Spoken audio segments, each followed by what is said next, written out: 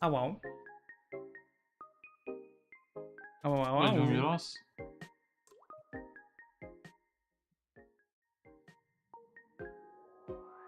Would you say Rose? Did you unmute us? Yes, I muted you guys. I muted us, yes. We are unmuted. Whatever you say now will forever be on the internet, Rose. What? So if I expose you right now, I'll be on the internet forever? With the I can expose you for all the heinous things you've done? No, That's right. Punz is actually wait. evil. Wait. No, I'm not evil, no. I'm so... I did worse, trust me. Yeah, it was But Jammy. like It was you're all not. Jammy. Jammy's the puppet master. Right. Now you're trying to put an innocent slime. What's the word? Slime. Strawberry slime? No. I can't think of the word for like putting someone into like the like blame. I don't fucking know what it's called. Placing the blame? Incriminating? Yeah, I phrased it all like incorrectly, and it's not gonna work. Captai Zero Punz, I hereby charge you with the crime of being a femboy on the internet. How do you play? Guilty? The sentence is death. In the eyes of the law. No! What the heck?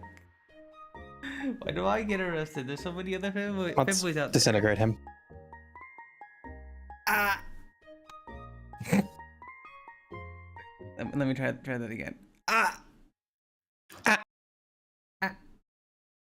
Let me try dying again. Yeah, I gotta die better, you know? How do you plead? Subby? No, that's Rose. Shut up! Shut up! That's Rose. She played subby. Never. Never? No. I'm No. totally not subby. Also, is the word you were looking for scapegoat? What's line? Maybe. I don't know how I phrased it now. Scapegoat would actually fit into that sentence.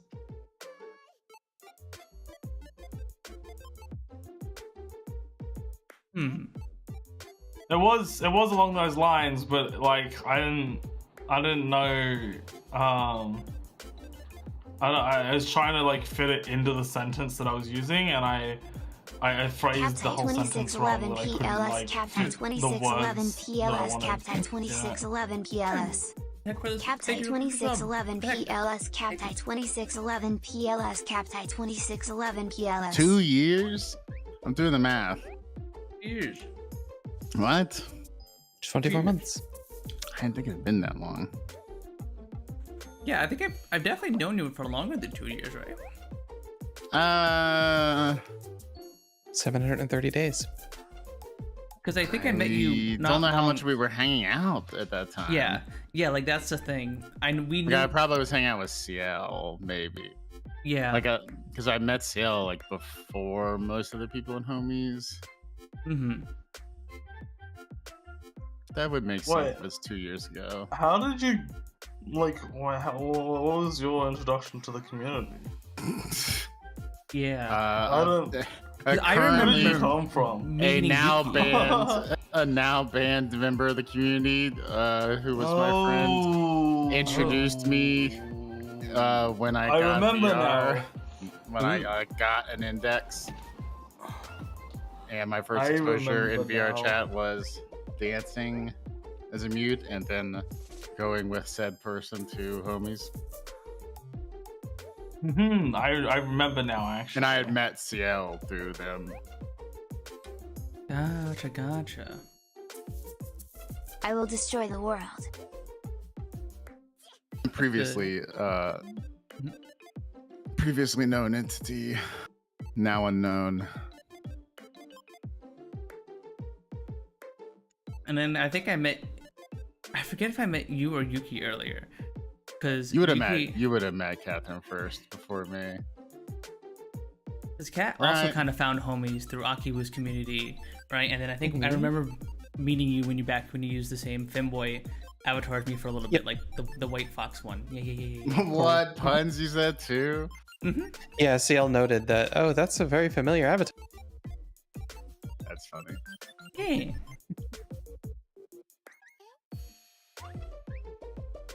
Crazy how long it's been. Yeah, I was a man back then.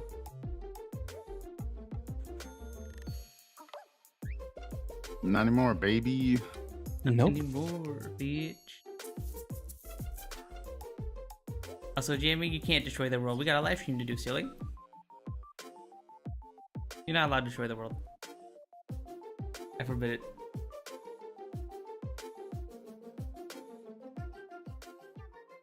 Make Jamie bigger? No. Jamie's full of strawberries. It can't get bigger right now. Yep, exactly. It'll hurt his tummy. He's full from all the TTS redeems you guys did last stream, so he's gotta digest it all, you know. It's a lot to digest. He crashes out 10 times on the stream. True.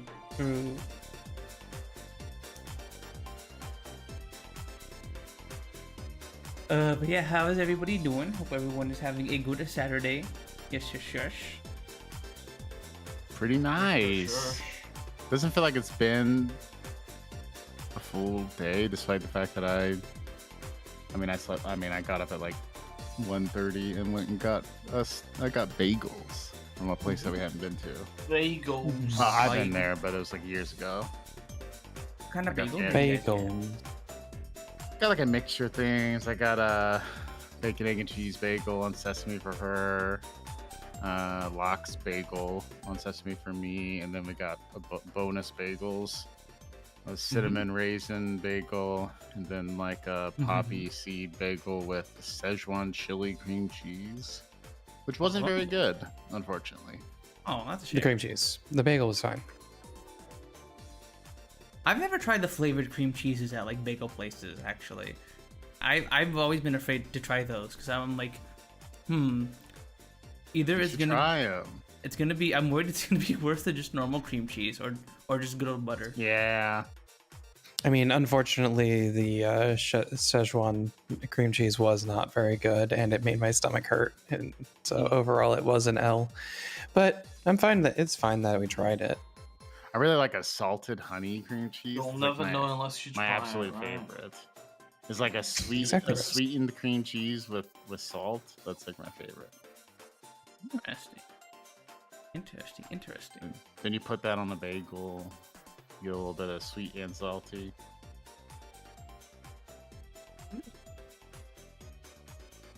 I kind of like putting butter sometimes on like cinnamon raisin bagels because for that reason. Because then you get like the saltiness from the butter, but still like the sweetness from like the cinnamon raisin. Yeah, we had a cinnamon raisin with plain cream cheese, and it was good. Mm-hmm. It's like my favorite bagel, maybe, honestly. Well, okay, Yeah. not my favorite. It's my favorite sweet bagel. I like everything bagels and poppy seed bagels. Or God, I like cinnamon raisin. sesame seed and everything bagels are my favorite, but Same. Cinnamon raisin is my favorite when I want a sweet bagel. But I think sesame seed or everything. Never gonna is my give you up, favorite never gonna when let you I down, want, never like, a gonna savory run around bagel, and right? desert you, never gonna make you cry, never gonna say goodbye, never gonna tell a lie and hurt you. Never gonna tell I hurt you. Honestly, I've had too many bagels. why? I don't know, just never really like. I don't know. Explain yourself. Not that much availability there, or you don't It's just not that Go after common. them? I mean, you can.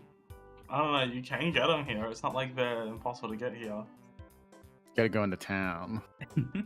No.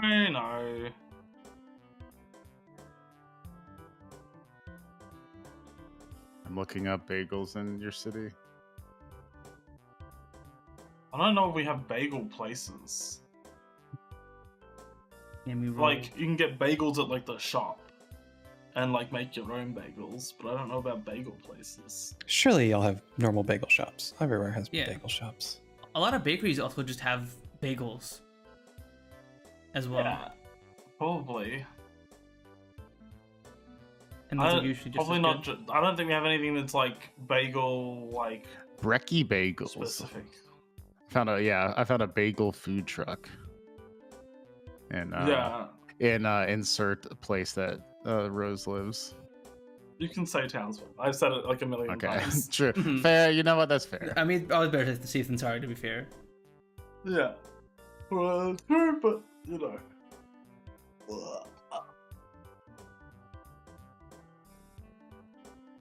And Brekkie. Yeah, like, I don't doubt we Brekkie have bagel. bagel places. I don't know. Yeah, you want a Brekkie bagel? Whoa! It's open on Anzac Day. What's Anzac Day? Do you know what the Anzacs are? Are they indigenous people or something? Nope. Anzac stands for Australian New Zealand Army. Some words don't even see core. It's Veterans Day. Like okay. It's just it's like in remembrance of the what's it called? Like Anzacs in World War One. Australians it sounds and like New it's Australian Zealanders Veterans Day. who served and died in all wars, conflicts, and peacekeeping operations. Yeah. Mostly World War One, but you know. Like Gallipoli? Gallipoli, yeah. It's in Turkey.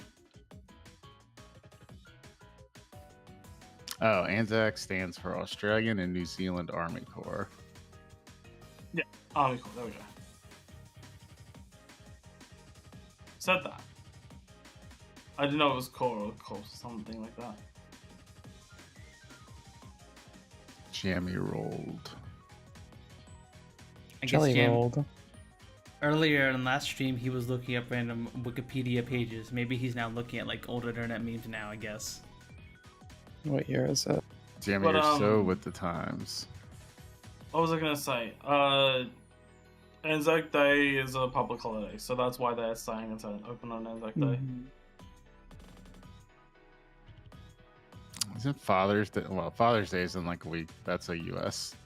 I don't think that's international. Maybe. I think Mother's Day was international, because when you're all talking about Mother's Day,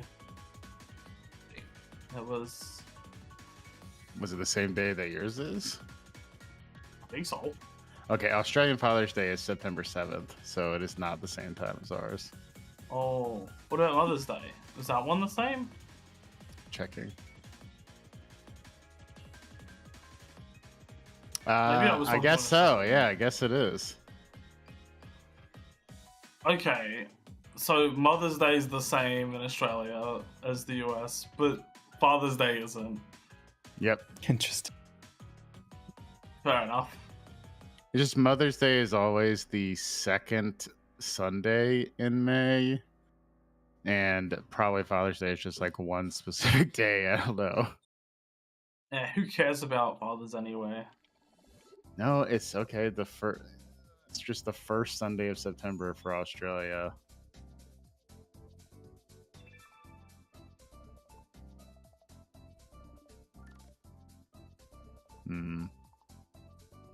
Not that important of a holiday, but you know. Yeah. You don't gotta be aligned on that one.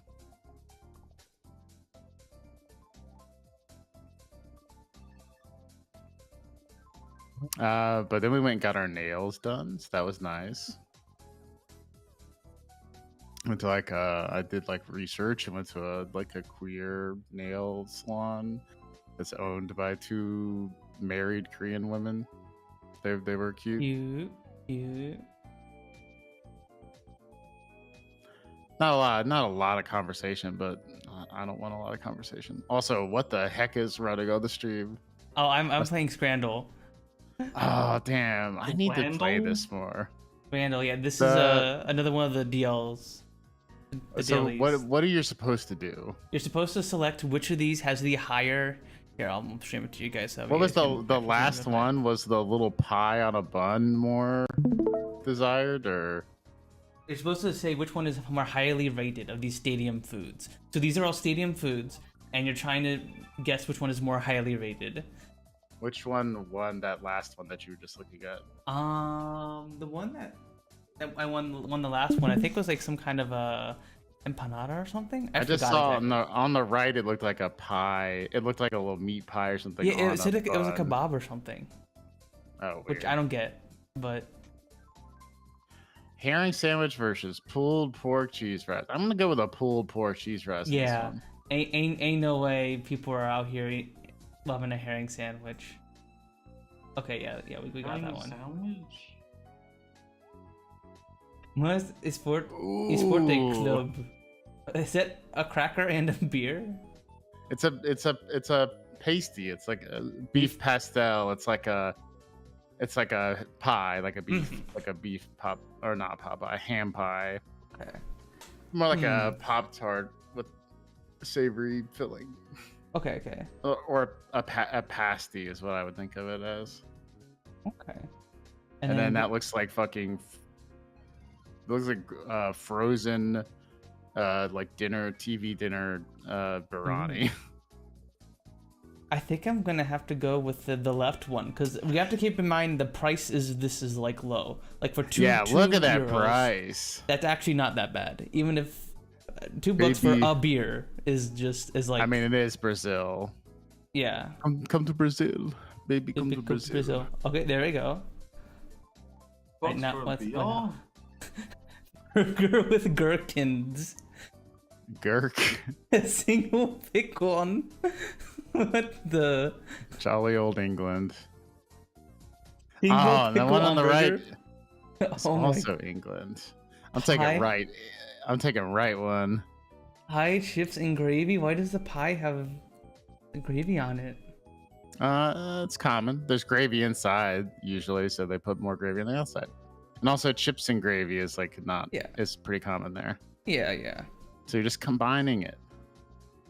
I don't know. Burger is pretty international, but personally, I'm taking the right. You know, I think I'm gonna say burger. Oh, okay. Never mind. I'm completely off on that one. A landslide. Right, what's this? Cheesy bacon chips and lamb keema fries. English bacon, so of course it looks like a garbage. It looks like ham. Yeah, it looks like it is just straight up ham. I mean, that's what bacon is in like every country but America. Oh, really? Left looks like a junk Honestly, food. Right bacon looks like I would definitely destroy different it. than I would love right. ham here. Yeah, unfortunately, I would love both of these, but I think I'm going right. But would the peas turn people off? I wouldn't care about the peas really, but we also have to keep in mind who's this is, like, who's twice voting the on price. it. I don't know. How heavily do you think people Bank consider the accounts. price? I mean, it's got to factor in like a little bit, right? Otherwise, it wouldn't. I just assume it's people going, I want that, eat that more. I think I'm gonna go with the cheesy bacon chips. Cheesy bacon. Cause Yeah, I think you're not meant to look at the price. oh no, I'm wrong again. We could consider the price. Roast pie and potatoes. Oh, that's And- a goopy chips. mess. The chicken and chips at least looks like chicken It's tenders not and left on the fries. breast. That chicken looks overcooked. Oh, it's US. Also, I would say the prices are in pounds, so probably European, probably British. Well, I mean, the right is the US. Yeah. Isn't the price still in pounds? Yeah, still in pounds. It is still in pounds, but I think that's just for comparison purpose. Also, I have a really hard time believing that in the US at a soccer stadium you can get chicken and chips for. Oh wait, again, it's in pounds, that's like more in dollars than it is in pounds. Yeah, that's like Also- $12. Is that pounds or is that euro? No, it's pounds. Yeah. I think I'm going with chicken and chips. Yeah, for sure. Oh, dang. I was off a What? tiny bit. I mean, That look rancid, really? I liked the left. I would have eaten the left side personally because I like a sloppy British mess. I was thinking that like it would be a safer pick because like it's hard to mess up chicken tenders and fries. Look right? at the prices on this one. $27. Oh, God. I ain't getting no $27 meal at a stadium. That's $27 for one meal, and on the left is 2 things of currywurst No, and 2 it's- drinks. It's not $27. It's 27 pounds. It's like Whatever. $40. 27 Oh my currency. God. No, it's not quite that much. I think a pound is $1.50-ish. I will say the sandwiches looks fairly decent. $40 though? Damn, you $40 were decent? pretty much right. It's $36.53 Dang. in US dollars. ILT, hey. I mean, the right looks delicious. Looks beautiful. But 2611 me and heart. Catherine just went to Captain Berlin and had 2611 currywurst, and heart. currywurst rocks. So Yeah, currywurst. Oh wait, yeah, that's currywurst. Currywurst. Go for currywurst. Holy crap, it's so good. Yeah, I'll give it a shot. Damn. Apparently that sandwich just sucked. Also, thank you for the sub, LT. Thank you. it's a good price too. LT's got me beat by 1 month. Okay, we got big hot dog. and we Big got hot dog. Short rib tacos. I mean, I think the tacos look fairly solid. Oh, that looks like a birria. A what? Yeah, it looks like birria, like a shredded, like a cheesy consomme. It's like a shredded beef cooked in consomme. Yeah, Thanks, yeah. Yukiver Yuki, underscore what for the heck? sub. Thank you for the resub. And I remembered to open the stream. it does cost more than the sausage. I think I'm going with the tacos. Do you think that's just like mustard on the left with the ketchup? It's just a pale mustard. Yeah, just a pale mustard. Tacos look way better to me though. Okay, what the heck is that thing on the right? This is what that? I was pretty sure that was the first thing you looked at was this bun. It was similar, but this is a different is- image. Definitely. Did somebody put a piece of? Did someone put a cardboard tube into a? So here's the bun? thing. I know exactly what the one on the right is Thanks, because I Logan, for kind of gifting ate 5 this when we subs went to to the Scotland. community. Dude, what the heck? LT2 Gunberg gifted a tier Thank 1 you for the sub 5 to gifted. Retosist. Thank you. What the heck? Nova and Autist in there, Nay in there, Yeah, you got a bunch of people. Yin Yang. Huge, LT, huge. Thank you. I wonder if Yin Yang is still continuing that watch streak. I remember they got to like 150, but I don't know if they're still have been trying to do it. I'm trying to find the. So the thing on the right, there's a meme about this. Mm-hmm. So it's a pie. A pie on a barm. What's that? Oh, hi, Frozen. Hey, I'm morning person. I'm sorry, guys. My freaking combined chat is not working for some reason. Okay. It's a pie barm. It's a Wigan kebab or a pie barm. It's a British dish that's a meat pie sandwiched between 2 halves of a buttered bun. It's from the town of Wigan, England. And there was like a viral video about it because you can get it from the shop with like a bunch of mushy peas on it, and people were like, that doesn't look good. But I've had it before and it's perfectly good. It's just like My carb. stepmom really likes mushy peas on pies.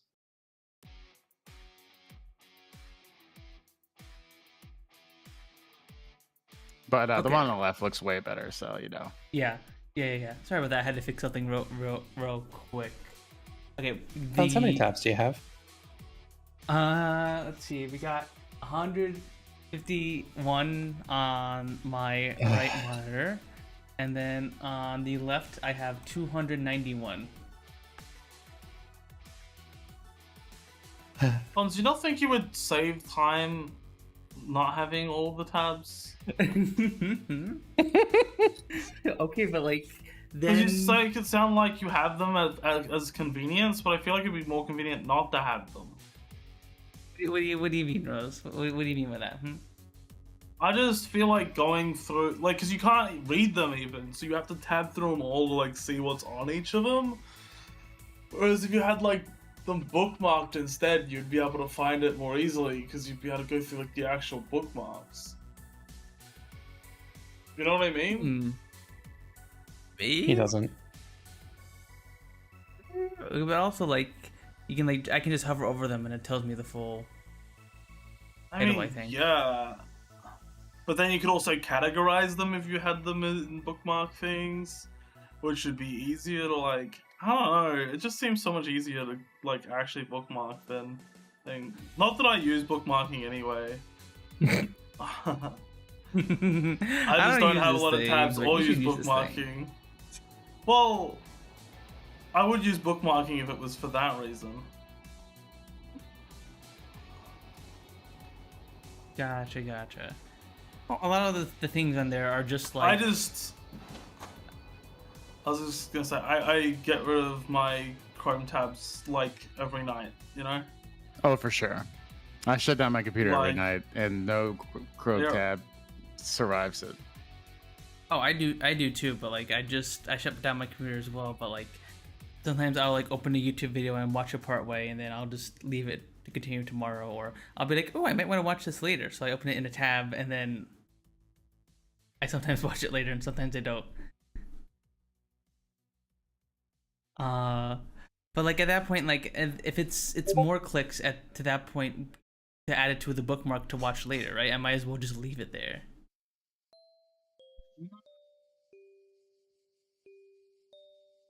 Nah. I don't understand your madness. There's no method to your madness. I don't think I think it's a thing that the people that have 1,000 tabs open will never understand the people that have none, and the people that have none will never understand the people that have 1,000 tabs open. It's like a Okay, the one that doesn't make sense to me is the Twitch tabs that are open. Those people are not live anymore after you get back to them. Okay, so Oh, ask Tugon about that. so some of these tabs are like, I was watching one person do a Deltarune playthrough. Another one of these was like a highlight that I was doing clipping for, and I never finished. And then, yeah, this is also just another. This is another tab of one of our Fatal 12 streams that like I was doing highlighting for, and whenever you go to the highlight, so. For Twitch, in order to see the little markers you've made during your stream, you have to go to the highlighter of that stream. So like, if in order to see the highlights we made in episode part 11 of our Fatal 12 playthrough, I have to go to the highlighter, which opens a new tab, just to see the highlights. And then I have to open the VOD in another tab to go to the VOD to make the clip. Parker? It's very, very silly. So that's why there's a bunch of those tabs. Oh.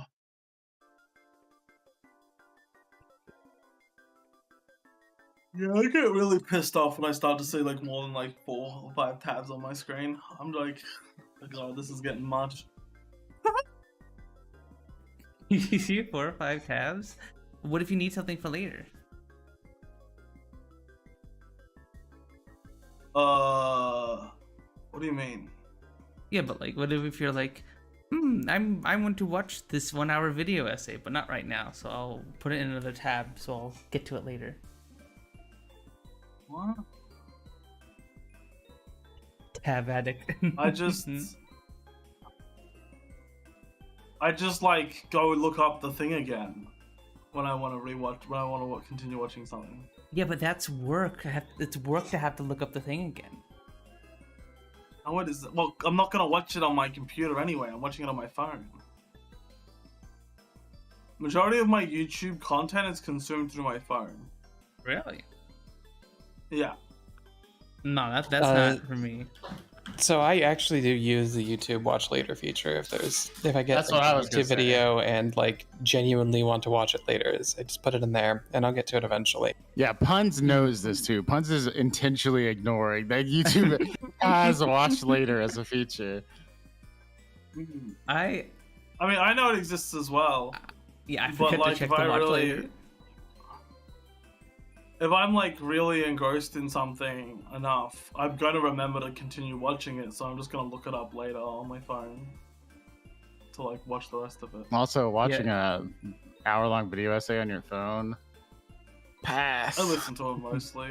I don't usually use the video. I mean, yeah, I guess I also Yeah. kind of mostly listen to them anyway. Most of them are just 90% of- podcasts anyway. Yeah, Yeah. 90% of what I like Do you know how to get YouTube working watch on a my landline phone phone? is stuff I could just listen to. So it's like, so I don't really watch like playthroughs and stuff on my phone. So it's kind of like, I don't know. Any games on your phone? I do sometimes You're talking use the about watch phone. later, but like there are games. Okay, it kind of became like another favorites thing for me because I have this old video from CNanners in here, along with like I would every Disneyland find in one day, and this mini stream, and for some reason this voice trading tutorial. I don't think I ever clicked on it. So I don't know. Doing some female voice training. Punz? No, I never actually clicked it, but I thought, oh, it might be nice for visual novels if I could do a female voice. That's why I added it there.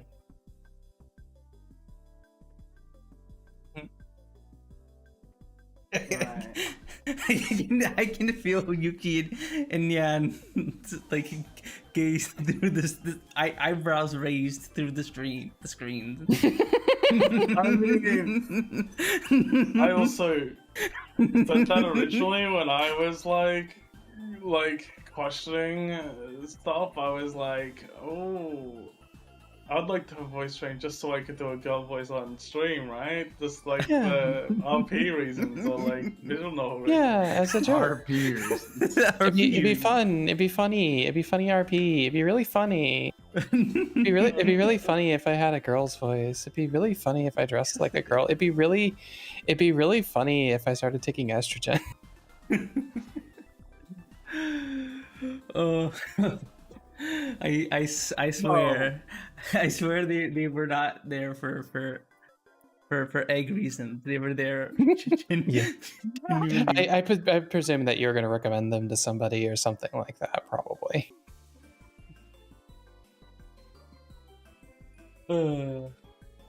But yeah, like my watch later is just a mess, so that's why I don't use it.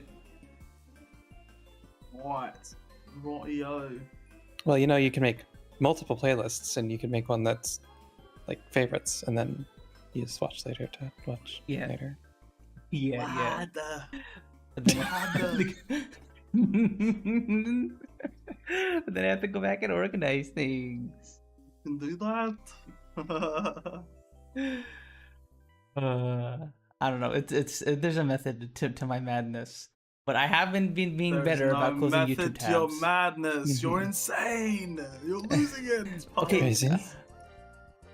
Okay, to be fair, a lot of my new tabs nowadays aren't YouTube videos, or like skebs, or like Reddit threads, or like not safe for work stuff and stuff like that.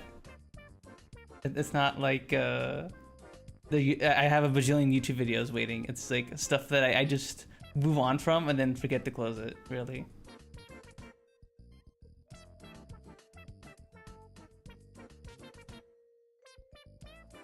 So there's no method, just wing it. Yeah, I just wing it. We get. Anyways, I'm going with the cheeseburger and sausage. Nice. Oh yeah, it looks way better.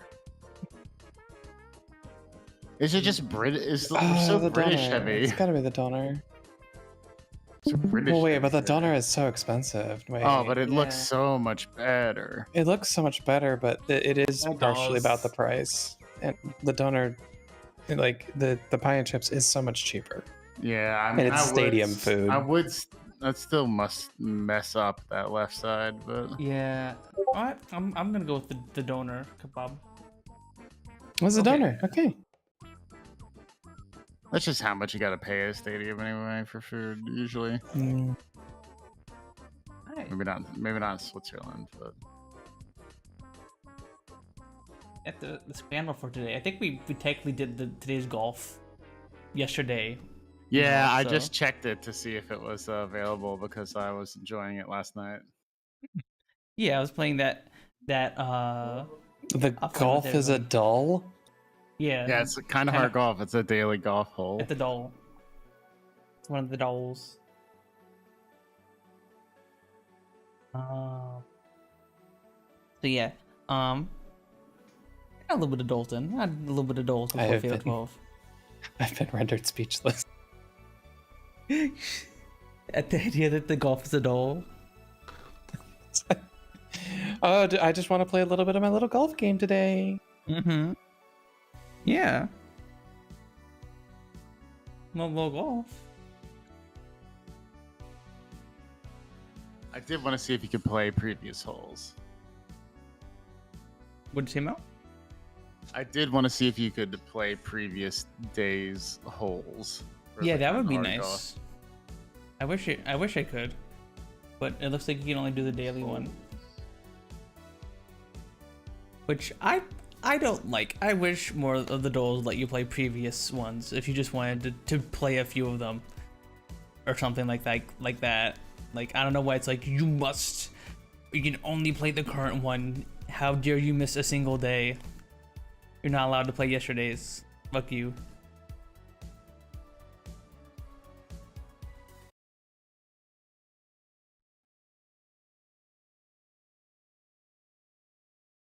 Swap over to Fatal 12.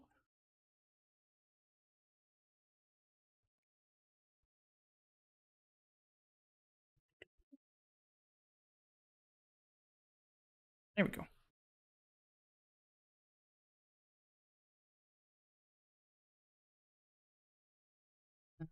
Where's Fatal 12? There you are.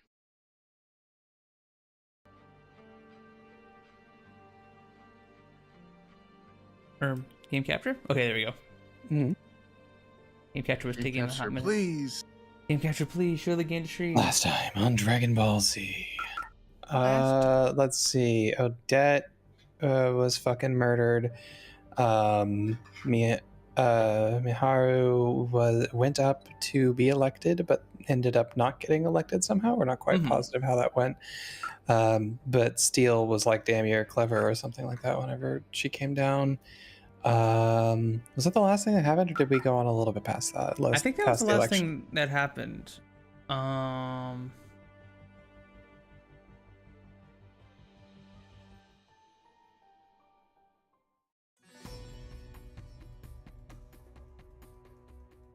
Yeah, right, because well played, Odette Melancon.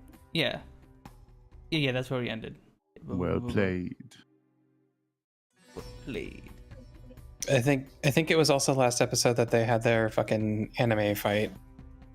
True. Odette and Alan had a big old anime fight that lasted like an hour and 20 minutes or something crazy like that. And Alan technically barely won because he was still awake. He was awake a few seconds after Odette. They had somehow. It's pretty even, to be honest. In my I'm head, so it's like annoyed a that we draw. lost Odette to fucking Frederico. Well, we didn't lose Odette to Frederico. We just lost Odette because she had a lot of people vying for her head. Yeah. At that point, I think she was gonna get knocked out anyways. Yeah, that's why she was just like, fuck it, Frederico. Whatever. And like, also she sacrificed her, well, she kind of sacrificed her to save Federico. Yeah, she tried In to a save weird way. Federico, but like the ship was gonna go down anyway, so Federico most likely would have died regardless. Yeah, but she tried to. And Federico was kind of torn up about that. Yeah. He's like, shit, why did I kill her? Play back. I'm awful. Genuine I self-reflection for definitely Federico? heard what Rose just said. But I'll be back. I'm gonna wash these glasses out because Okay. stuff in them, and I want to fill them with alcohol. So Yeah. I need to These clean them. people A fair thing. are immune to dying. They are immune to dying except by being eliminated via divine selection. So these contestants are part of a battle royale kind of thing. And in order to eliminate the other players, you have to learn three pieces of information about them: their name, their cause of death, and their regret. And once you have the three pieces of information, every Sunday there's divine selection where you enter a dream world and you can elect people to be eliminated. There are a few other rules along with that, but basically they can't be killed outside of the divine selection on Sundays. So Sunday. So Alan and Odette like beat the crud out of each other last stream, but like they can't kill each other at all. They were just They both like collapse from exhaustion, but like they can't kill each other.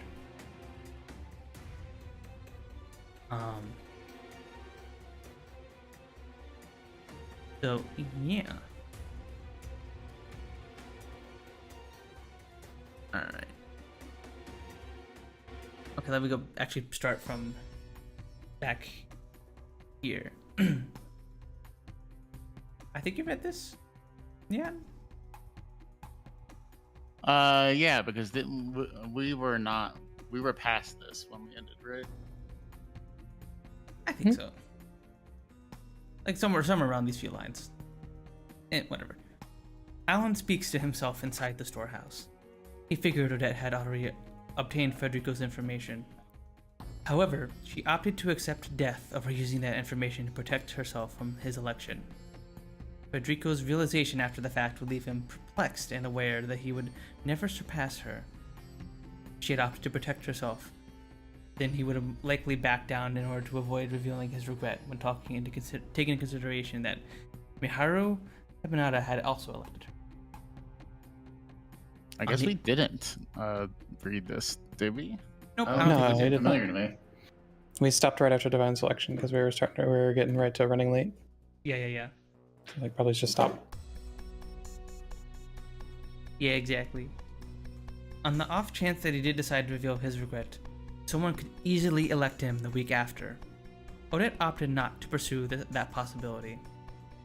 Instead, she was content to decide her own fate, for death was a gallant one. Her way of life may have differed from the ideal Alan pursued, but it merited respect nonetheless. Gallant in death, huh?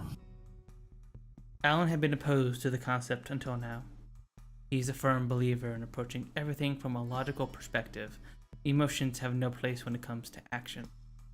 Doing so would blur the concept of a black and white world, and its place would be an ambiguous reality and the results of action taken. He relinquished the name given to him by his parents in order to emancipate himself from his past. In its place, he chose Alan Scorpion, a name one wouldn't associate with his homeland of India. The new name came in sort of a new life. That was what he decided. He would use his name to bind himself and build up a massive fortune as a jeweler. Yet those actions of mine were... They were fueled by nothing beyond the emotion he believed was unnecessary. The name that he picked for himself became the one he cannot abandon. The appearance on his name card is proof of that. That woman claimed that my own emotional state led to my forced discarding of such emotions. Perhaps she was right. You're desperate, aren't you? Himbuchi Keko said as much to him before her elimination. He may have laughed her off, but he couldn't ignore his irritation as he elected her. She saw straight through him. He knew this, and yet made every effort to pretend otherwise.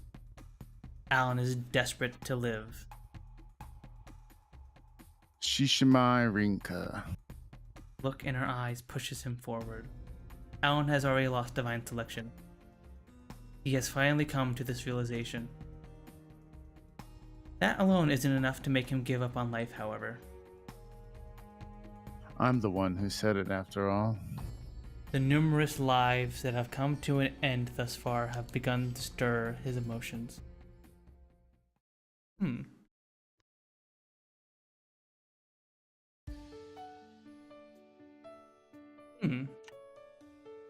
It's the morning after the 8th election. Seems like I'm the last one to wake up. Good morning, Rinka. Is Rose back yet? Oh yeah. Okay. I just didn't say anything because the thing was happening. Gotcha. Good morning. Based on the information given to me by Alan, Miharu and I were able to deduce skills cause of death with regret respectively. We barely succeeded in turning the information to cards before the midnight struck. Both Miharu and Naomi stayed over once we were done. I got a futon ready so I could sleep on the floor while they used my bed.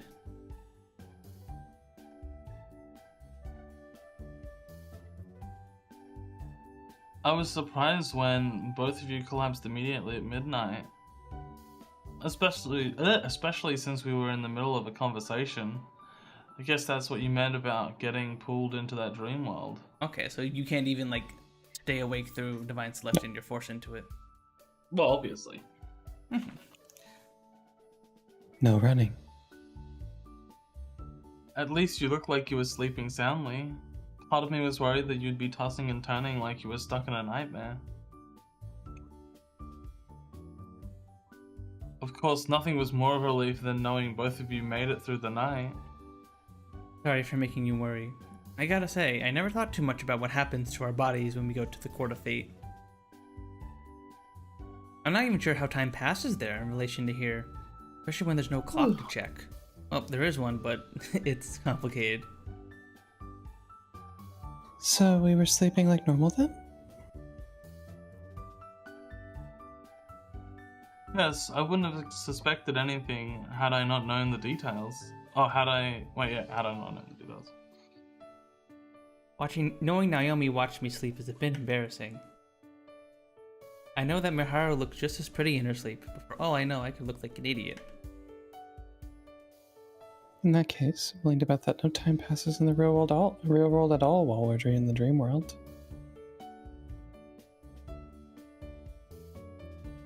That does make sense now that you mention it, especially when you consider how surreal the dream world is in the first place. We agree with one another, but that doesn't mean we're right.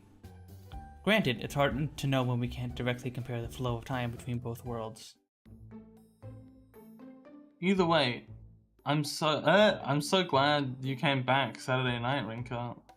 Oh yeah, that's right. Rinka was like watching that whole anime fight, and then came back to our house and just like, why are Miharu and Naomi? Why are you just waiting for me? What the? I take this moment to recall what we all learned yesterday. Gail Johnson studied graphic design in university while learning photography on his own time. He spent a few years working for a newspaper after graduating before he quit and became a freelance cameraman. A paparazzi, rather. Oh, well, cameraman. Those friends are journalists. This is just how he knows all the stuff. Apparently, he was ex-military. That's what I was thinking too. Yeah, maybe it's still in Valor, because he definitely looks like he's military. Oh, Valor. Apparently, there's plenty of money to be made from snapping photos of celebrity scandals in America. I'm honestly surprised we figured out his regret first. It seemed like the most difficult based on what we knew from my card. It was easy to assume that he wanted to win a gold medal related to his old job in graphic design. Erasing one's past is no simple feat. Everything started to make sense once we figured out that he was taking photos of sports-related clubs during his college years.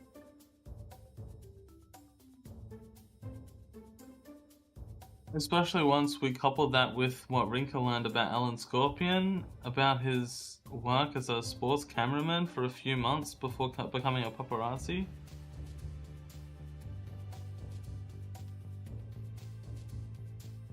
His photographs were rarely used based on what we looked up, so he likely didn't make much from it.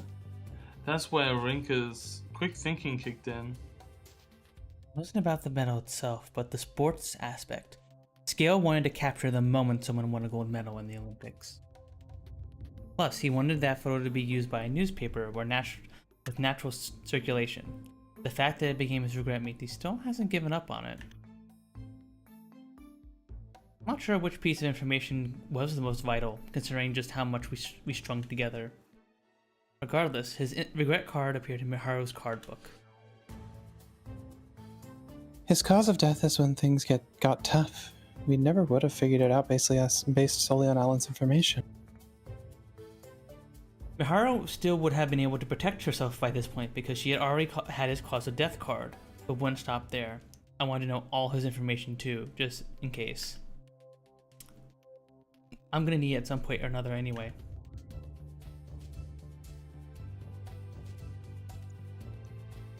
It really was down to a gut feeling once we learned about those paparazzi that died in an accident during a car chase.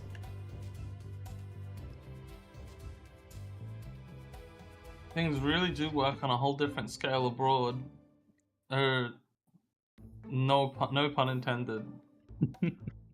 Thanks for doing my job for you, Naomi. More importantly, we were able to figure out who Scale was targeting by searching for photos credited to him. Wasn't that a big deal a while ago in like the 90s where someone like died because of a paparazzi chasing them? Or You mean Princess Diana? yeah, Princess Diana. Yeah. That's what I was thinking of. Interesting. The actress he was chasing was caught up in a scandal and had photos of it taken by another paparazzi who died during a car chase while Scale was in Japan. And the fact that it happened during Divine Selection served as the final puzzle piece we needed. None of it was mere coincidence to me.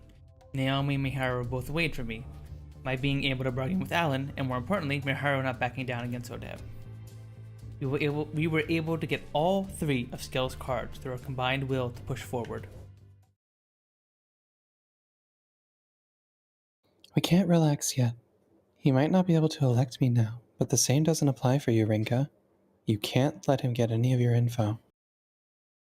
I wonder what happens if say it goes down to 3 contestants and all 3 of them get everyone else's cards. Yeah, we speculated about that. Yeah, you said what happens if everyone just told each other all their cards and no one could elect anyone else? Like, what if you just said, "No, actually, we don't want to eliminate anyone. We're just going to tell each other all their cards." I know Parka said something about something will happen at the end of the 12th Divine Selection if there isn't one remaining or something, or we'll cross that bridge when we get there, so. We shall see. I'm going to elect him next time, but doing so could lead to my own death if he manages to defend himself or elect me in turn. The issue here is it's entirely possible that he'll be able to gather all the information he needs.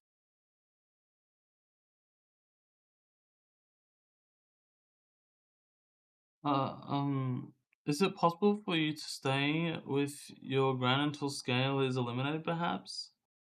I would assume that you'd be safer that way. I thought as much too, but Scale shouldn't have any issue finding both this place and where my Gran is staying, so I don't want to risk getting her involved. You don't seem aware of this, Naomi, so let me make it clear. You should watch yourself as well, especially at night. Don't walk around alone, no matter the circumstance.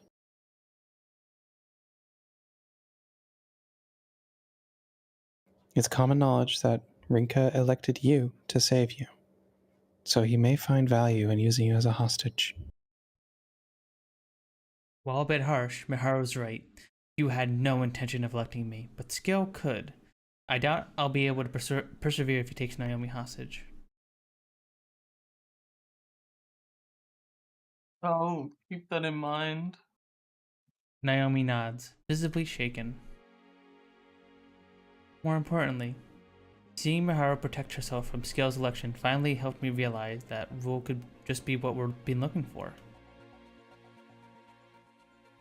Should someone successfully protect themselves from an election, neither participant can elect one another. So basically, if the current participants all elect one another, then there won't be any other options left. Shouldn't we all get to survive if that happens? That might just be it. That's a possibility I considered myself, Rinka.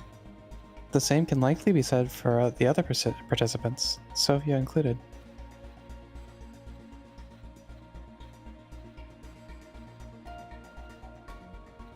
I just had to buy my food.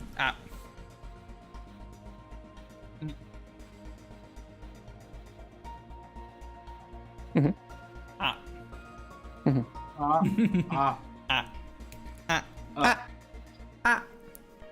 But she's the one who said she wanted us both to survive. I'm positive she suggested that possibility while aware of what you just said. Mainly because the idea of every participant going along with it is highly improbable. It's all over the moment someone deviates from the plan. I never brought this up because I knew you would suggest that everyone take part. Right now, we should focus on finding a method that ensures only the two of us survive. Besides, Parker said we'd find out what happens if people can't elect one another, are the only ones to remain. It might just mean we all get to live. You seem to have a fundamental misunderstanding of divine selection. Actually, forget it. I'm opposed to it, that's all. I don't know something Vinka does. I'm curious about what she was gonna say before cutting herself off.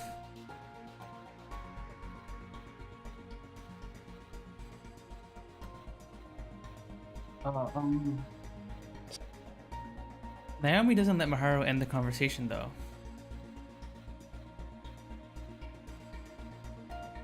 Can we maybe stop with the secrets?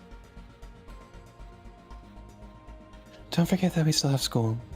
Let's get ready before we're late. Miharu.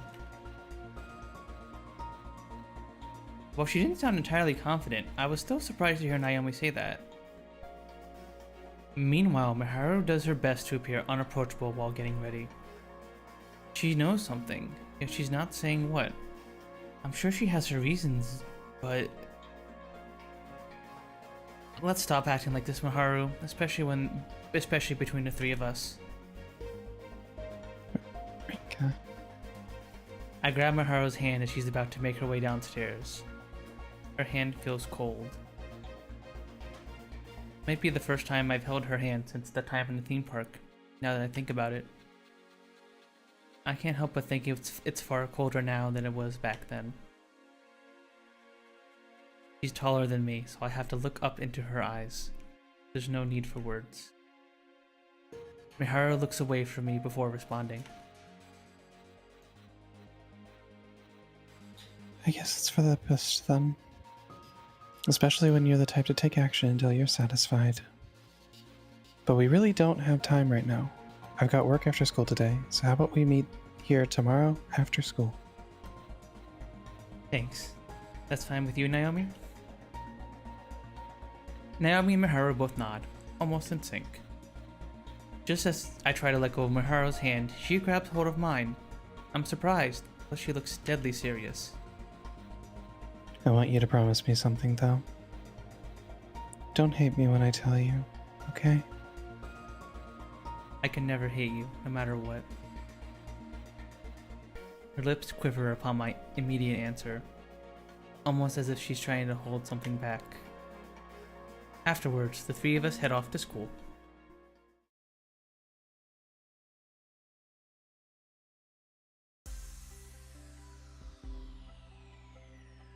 Oh, surprised to see you two getting along so well. Are we, though? Your surprise may be misplaced, considering we are hardly ever on bad terms, right, Naomi? Haha. So, speaking of surprises, you're here pretty early for a Monday. Did you not stay up last night? Trust Rennie to focus on the important details. Turns out that that shop was having a sale, so I went ahead and grabbed a 50-volume shoujo manga. I spent all Saturday night reading it, but I wasn't even close to finishing by morning. That's why I ended up blasting through the rest till Sunday evening. I crashed nice and early after that, and here we are. The manga's about an actress, but I totally recommend it, especially to you, Rennie. Naomi, Rinka, and Miharu arrive at school together. While relatively early, it's still somewhat later than usual for Naomi. Prior to the culture festival, she would always read books on her own, but recently she's found herself talking with friends instead. Granted, she spends most of the time listening, especially regarding conversations about love and such. The little experience she does have with such topics involves a crush she may or may not have had in elementary school. Besides, Naomi cannot tolerate boys that well. The only time she felt anything toward one was when she agreed that a boy who could run fast was cool. Naomi sneaks a glance at Miharu as she speaks to Mao. Miharu is undoubtedly beautiful, even from a fellow girl's perspective. Her face can turn heads, and she has the proportions of her supermodel. It's hard not to want to be like her. Naomi came to learn the distinction between that feeling and love when she entered high school. Could Miharu relate to this? May act calm when speaking to Rinka, but there are also traces of shyness. The same can be said for last night too. Naomi tried to set it up so that Miharu and Rinka could sleep together, but Miharu adamantly refused, her face flushed. She has noticed Miharu being enamored by even the smallest of Rinka's mannerisms, though Rinka herself seems completely oblivious. From Naomi's point of view, that must be love, pure and simple. While it may be uncommon, Naomi takes no issues with two girls falling in love, based. She's more concerned whether or not things will work out for Miharu. Rinka sees Miharu as a close friend, while Miharu loves Rinka from the bottom of her heart. Naomi doesn't want to see this disparity affect them in any negative way.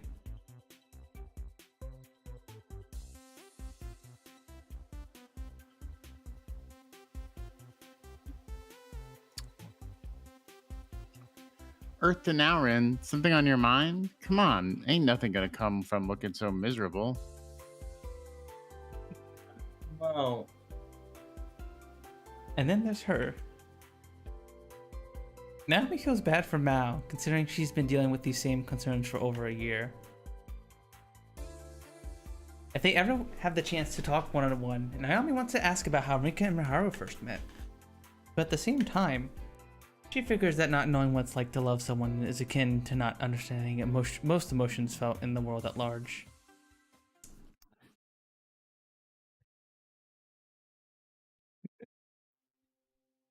Funny imagining Naomi like sniffing out the gay. Sniffing out the gay. She has a crush on her. Was that the first from her perspective we've seen? No? I think there's been a One few other, times maybe? we've seen Naomi's perspective, but like it doesn't happen often. Definitely. I make my way to the usual bar once night rolls around. Also, that's cute that like Naomi was even trying to wingman for them. Be like, oh Rinka, no, Mara, don't you want to sleep with Rinka? And her was like, no. She's so hot. Cute. I make my way to the usual bar once night rolls around. Federico POV? My alliance with Scale still stands, but above all else, I want to know why he elected Miharu. The booze is getting to me a lot more than it usually does tonight. I don't even bother to eat or pregame either. I just jump to straight whiskey. Should I congratulate you on eliminating Odette? Scale sounds more arrogant than ever. He's always been like this now that I think about it. Oh shit, yeah, if you take the character, then I can do this guy, and then I don't have to just talk to myself. Hell Exactly. yeah. Mm-hmm. You explaining why you elected Miharu? Sorry for not talking to you about it first. You're aware of how dangerous she is, aren't you?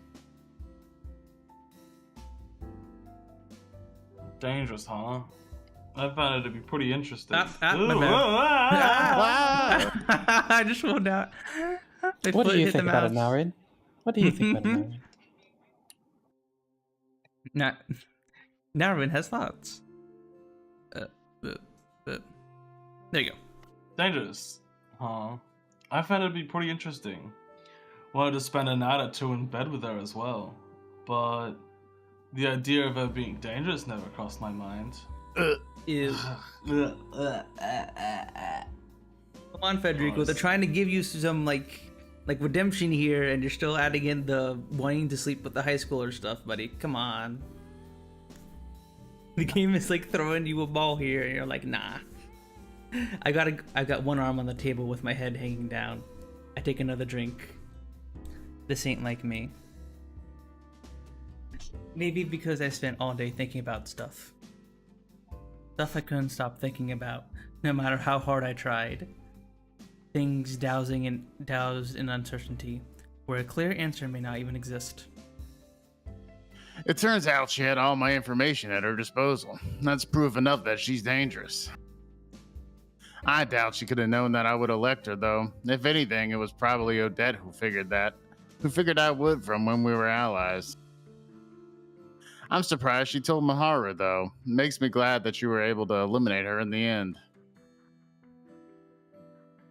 Are you feeling bad about it, perhaps? Hell no. That ain't it.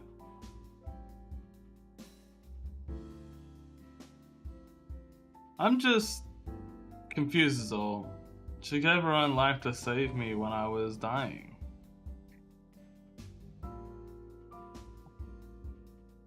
Knowing her, she could have escaped alive. What's more, she had all my info as well. I saw all 3 of my cards after eliminating her.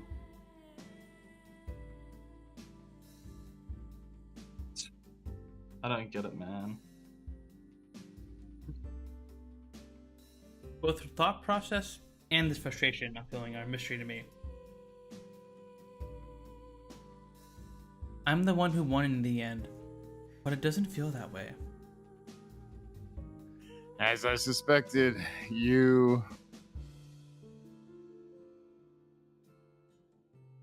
Listen, I ain't gonna deny that I enjoyed the time I spent running around with her. And whether I think back on it all... Oh, and when I think back on it all, teaming up with you has been boring. Everything he says and does is weaved in lies. He drinks with me, but it's easy to tell he's making sure he doesn't get drunk. Can't even compete with him like that. There's nothing wrong with that if we're just cooperating to fulfill our own goals. That makes things simple then. That was my buddy. This guy ain't anything close to that. Making myself sick with all these sentimental feelings. Should I take that as a suggestion that we call off our alliance? Whatever, I don't care. How do you plan on dealing with Alan?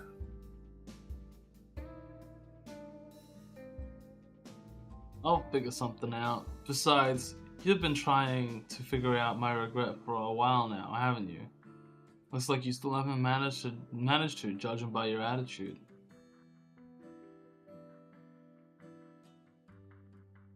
I agree. This wasn't a very exciting alliance, especially with how useless you were. Damn. Oh shit. Scale's crashing out. Whatever, so long. Gale slammed some money onto the counter before leaving. I'm not sure if he'll ever come back. But I am sure that I am truly on my own now. And again, I was probably alone the moment I considered stabbing Odette in the back. Rihara and Scale never needed me, nor did they ever want to get close to me. I mean, I don't know if Odette Odette might have been planning to betray you in the end as well. It seemed like the opposite, right? It seemed like Odette was going way out of her way to protect him. Well, maybe that's why they aligned it. They allied up from the start of the game because Odette recognized him and wanted to. Dang. Spent a while longer drinking alone. I don't talk to a single person. I'm not even thinking about anything now that I'm drunk. I'm not even thinking about fucking high schoolers. True. What the fuck? No one clip that. So awful. No one clip that, no. I'm just wallowing in my own misery. Or so I think. Missouri. Wallowing in Missouri. That's it. I'm getting out of Japan. I'm flying out to Missouri. It's Alan Scorpion, chosen name. Ooh. What? Is that alcohol you seem to love so much any good? Alan Scorpion is his chosen name, Rose. That's not his actual name. What was his actual name? Did tell us. We don't know. Oh. He chose that name to But it's... sound like he wasn't from India, which fair. Doesn't it is not an Indian name.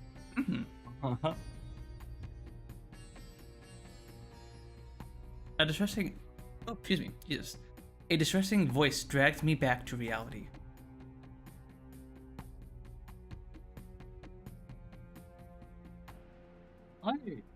I was just gonna say, I know a few people who are like born in other countries but have English names, but just because their parents liked English names and Yeah, it's decided not to give uncommon. their child. Yeah, because I had an Indian friend who was named John, and like that was his like actual name, it was his birth name. It was just because his parents liked the name John. Yeah.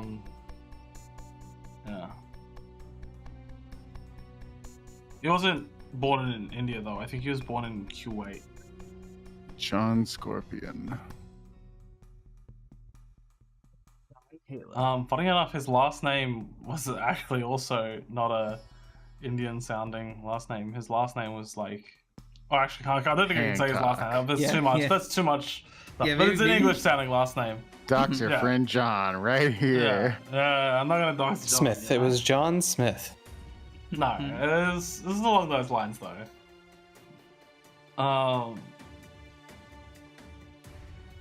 I don't know if the last name wasn't the actual last name or not. Like it, I don't know. I don't know if he was. I don't know. I don't know. I don't know the entire breakdown of his heritage. Maybe the name comes from something else, or maybe it is an actual translated last name or something. Oh,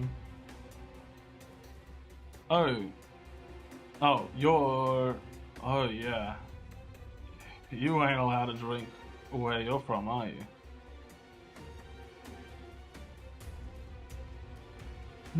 Technically, but I've cast aside my religious beliefs.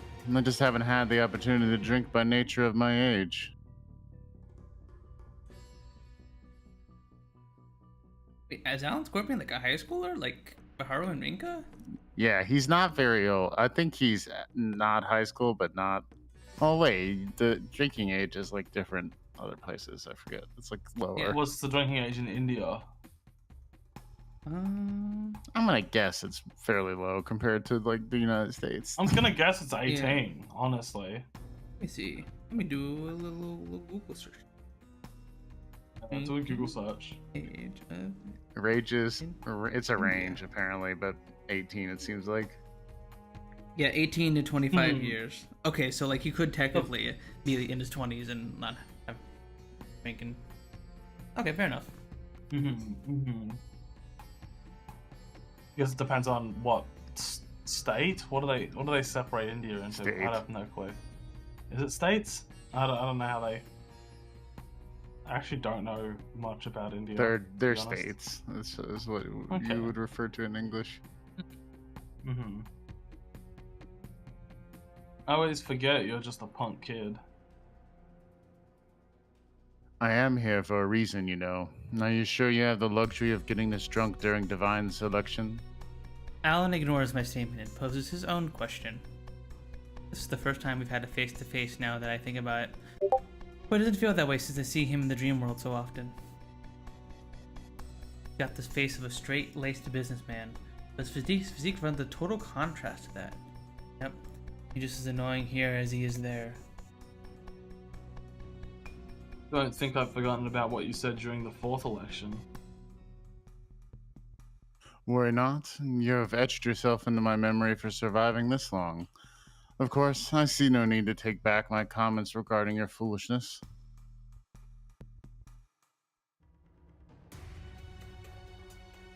Oh yeah, sorry to say I might actually agree with you now. Maybe trying to provoke me, so my response must have surprised him a bit. Just now noticed he's got a few cuts and bruises on him.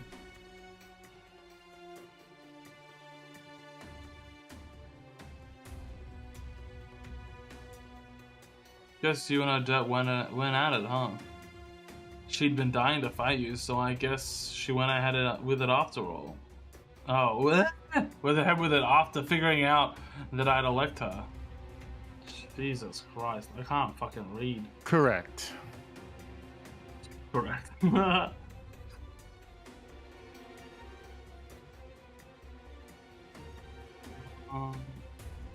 So, who won? I even surprised myself a bit with that question. I never would have asked had I not considered the possibility that even a monster like her could lose to this guy. The results were hardly clear, but I was apparently able to barely outlast her.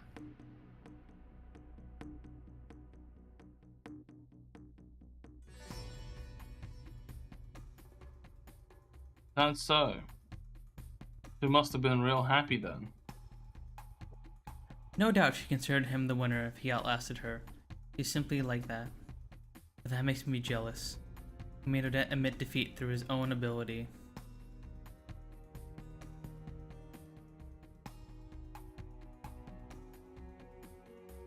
Must have been a hell of a fight. I'm curious to know, how strong was she from your perspective? Alan takes a minute to respond. The second strongest of those I've met thus far, I'd say. First, if we judge purely on her penchant to beat someone senseless.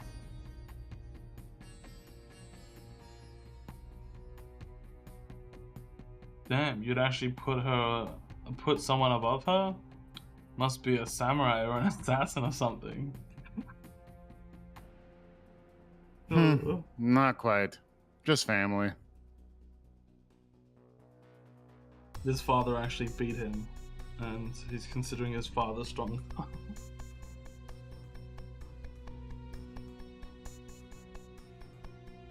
Wasn't looking for a serious response. Guess you're part of the crew who's changed thanks to this whole situation.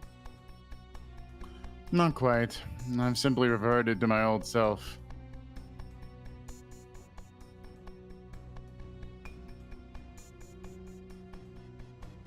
That's so?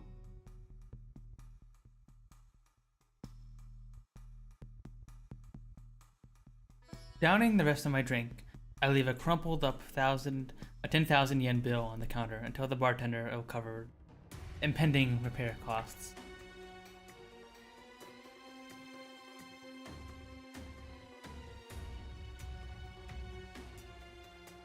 I know what you're here for. You want to rough me up and find out something valuable, right? Probably not. Correct. Oh, really? He's actually just gonna beat the shit out of him? Sick. Yeah. Finally. Fine by me. If I manage to take you down, then that means I've technically surpassed her dead as well. You're not taking him down. Yeah, I don't know. She certainly seems to preoccupy your mind.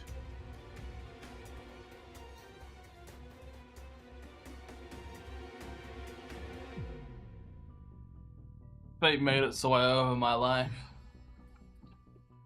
Hi 21 Gun. Good morning. Hi.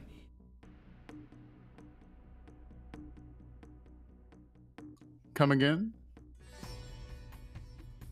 Don't worry, I'll fill you in if you can beat me. It's not often that I roll my sleeves up before a fight. I ain't some pushover who can't move well when they're drunk either. More importantly, I got the height advantage. Guy's built like a tank. But I can't see myself losing. Are you sure that's just the alcohol talking? There's no way he wins. Yeah. Damn it, he wrecked me. Why does he look like they just fucked? Not. Well, that's actually what happened. You know, this isn't just Yuri. It's also Yaoi. Let's go. We got the double gay. Let's go. Oh man, I There's wish. a reason he has hands like that. True. The Yaoi God, I hands wish. coming in. I mean, I want better for Alan Scorpio though. True. Alan can do way better. I make my way back to the hotel Bro, he in looks tatters. fine. Do they even fight? I know, right? True, Jamie. What did Jamie say? Jamie says, bro looks fine. Did they even fight? Other than like the little scrape on his jacket there, like he looks fine. It's got a little bit of blood on his face, like 2 drops on his cheek. Okay. Yeah. I see him now. It's a little hard to see since I have the window. He got punched once and it was like, damn, this is fucked up. I'm done. Skinny guys win in fights a lot. Interesting 21 gun. And because they're more nimble, more easier to. That's not true. That's not true at all. Probably. In fights, skinny guys usually just get like, usually just like, fucking hold them down and then they're done. Like big guys just. That's why there's weight ranges in boxing. Because sheer weight is enough to usually hold a skinny person down. Yeah, you also got more mass behind your attacks and stuff when you're bigger. Yeah. It's not like some anime where if you're skinny, you're just like super fast and you can dodge every hit or something. It's not like that. I don't know. No Naruto running away. I make my way back to the hotel in tatters. I've been staying at this place for a while now. None of the staff want to bother with me, all things considered, and hardly blame them.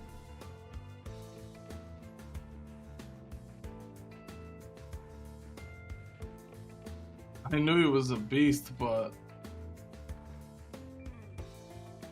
make losing any less frustrating.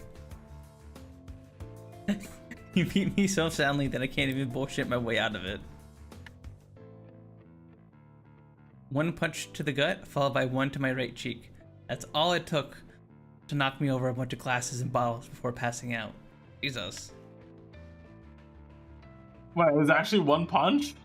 It was 2 punch. One to the gut, then one to the right cheek, and then just knock What out. happened to the sleeve? I was joking when I said it was. He just got punched in the face and he was like, but it's over. Womp. Jesus. Oh, fuck it out. That's what we were saying. He does look like he got out of bed. You did get out of it. It did just wake up. True. Alan dragged me outside afterwards and I was officially expelled from the bar. Pretty upsetting because they have good booze there.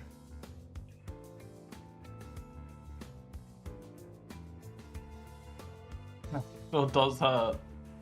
I try my best to laugh the way she did, but it leaves me feeling empty. Alan didn't beat me senseless for fun. He got what he came for while he was at it. All because I was stupid enough to hold on to something dear to me. Fitting for a loser like me, though. I pull out the very object that may symbolize just how stupid I am. A ring ever so important to me. Oh, he was gonna engage someone, but then you couldn't, and that's his regret. Probably, yeah. His regret is never finding true love. So he chooses to hit on high school girls instead. Yeah. So yeah, he's gonna give it to Maharu instead. Install mindset. Yikes. I hope not. Yeah, just the big guy's nominee and he wins. Guess he has some compassion considering he didn't steal it from me. Then again, he's probably got a full photographic memory when it comes to jewels, thanks to his job. The scenery outside my room's window is far too bright for a dimwit like me. I collapse onto my bed after taking a shower and I fall asleep almost immediately.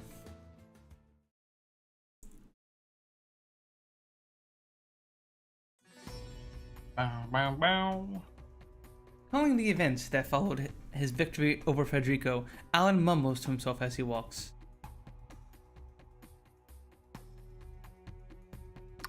A ring, of all things.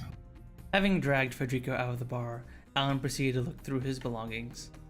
Neither his wallet nor phone held any valuable information. His credit card may have been useful at one point, but Alan already knew Federico's name. He did make sure to jot down his contact details just in case. Just as he was ready to give up, He knows Federico holding something tight in his hand. Are you a dim-witted captain? No. No. I'm sure if Seal were here, she would disagree, but she's not. Mwahahaha. Mwahahaha. He must have grabbed onto it right before passing out, which meant it was something dear to him. He pried Federico's hand open and picked out a small ring. While modest, it did have a diamond encrusted in it. Alan could tell at a glance that this was real thanks to his line of work. The ring itself was simple, but the mount was well adorned. There were initials engraved inside too. A bit old, but well taken care of. Based on the design, I assume it's an engagement ring. Alan committed the ring to memory, took a few pictures just in case, and then placed the ring back in Federico's hand. He ponders a number of things as he continues to walk. Researching Federico's ring will likely lead Alan to his regret. It is only a matter of time before Federico's elimination then. Alan figures that the same applies to Scalp too. Of course, Alan does not consider people who are all talk a threat in the first place. Which was exactly how I felt about Federico Carminati at first. Alan's evaluation of Federico has changed significantly now. As such, he will not hesitate when the time comes to elect him. The issue lays beyond that point. Marika and her friend, Hebinata Miharu. It truly is cruel that only one can survive this. Alan states the obvious as he smiles to himself. Not from the sense of inner peace, but from his expectations.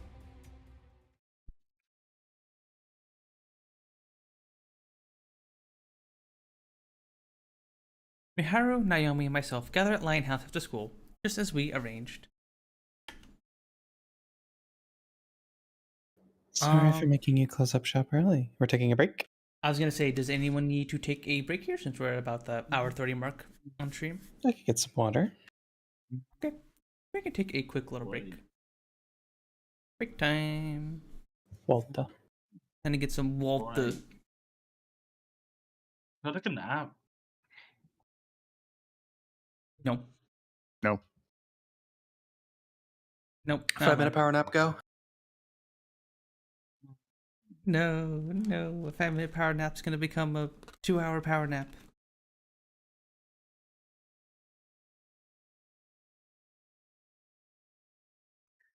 Who's the dude who sounds like Professor Snape? It's what, mate?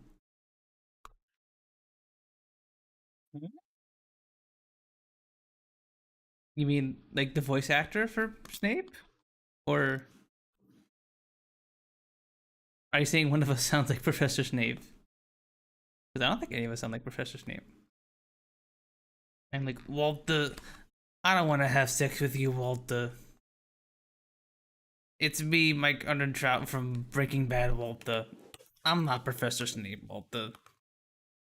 You gotta stop marathoning Harry Potter, Walter. J.K. Rowling's a transphobe and is actively funding anti-trans shit with the Harry Potter money. You gotta stop watching, Walter.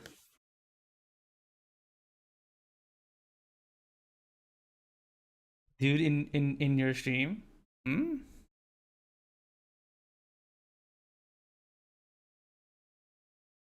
Who sounds like Professor Snape? We have name tags.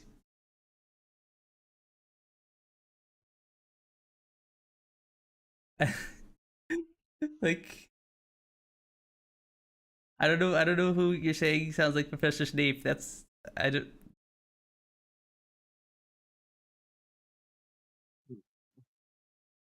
Are you talking about Nyan doing Alan Scorpion?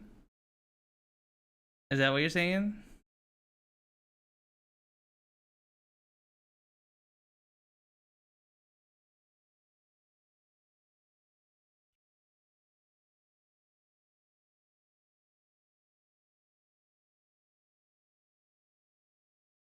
Okay. Anyway, I'm going to the bathroom. I'll be right back. BRB.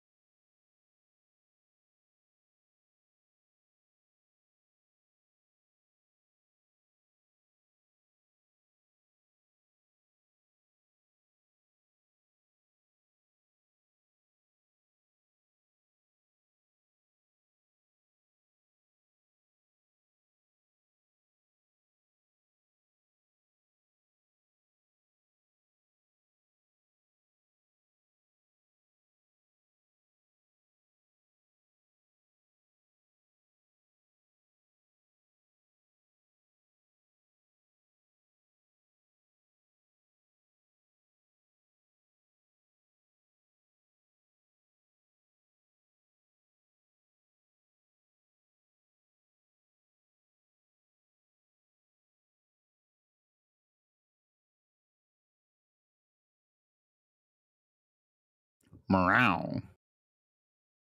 Morale.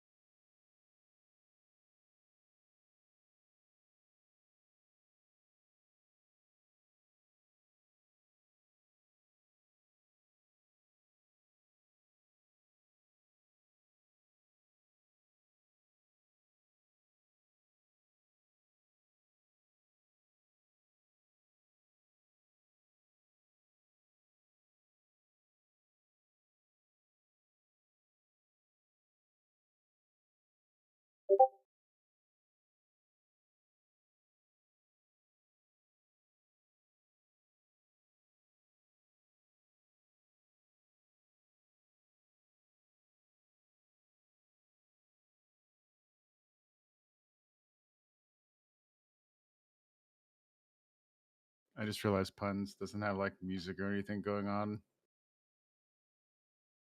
So the stream is just dead quiet. Morale.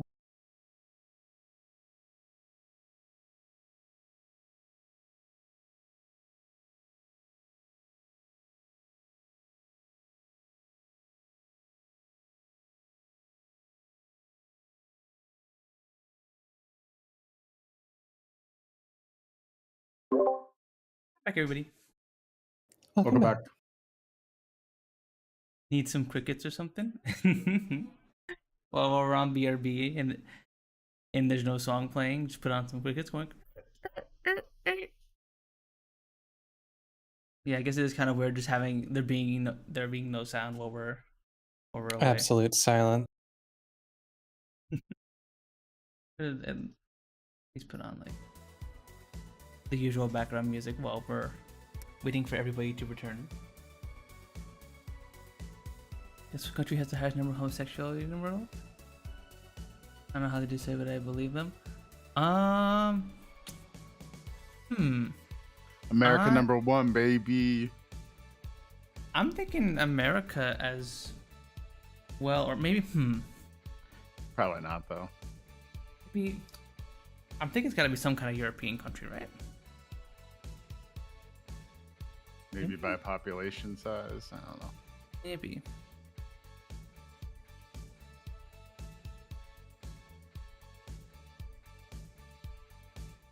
Image. There we go. Who is he gun? Give us the answer. Give us the answer to your riddle.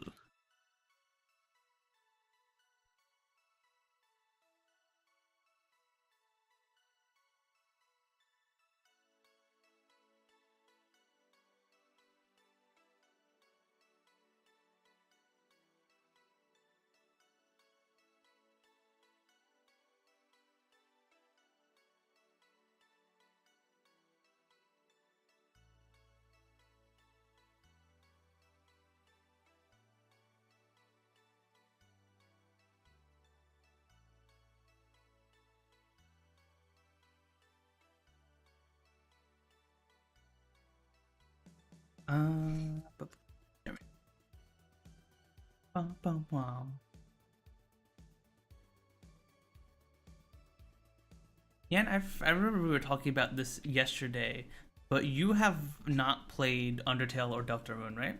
It's true. I have not. I think I bought. I'm pretty sure I bought Undertale. I just haven't played it.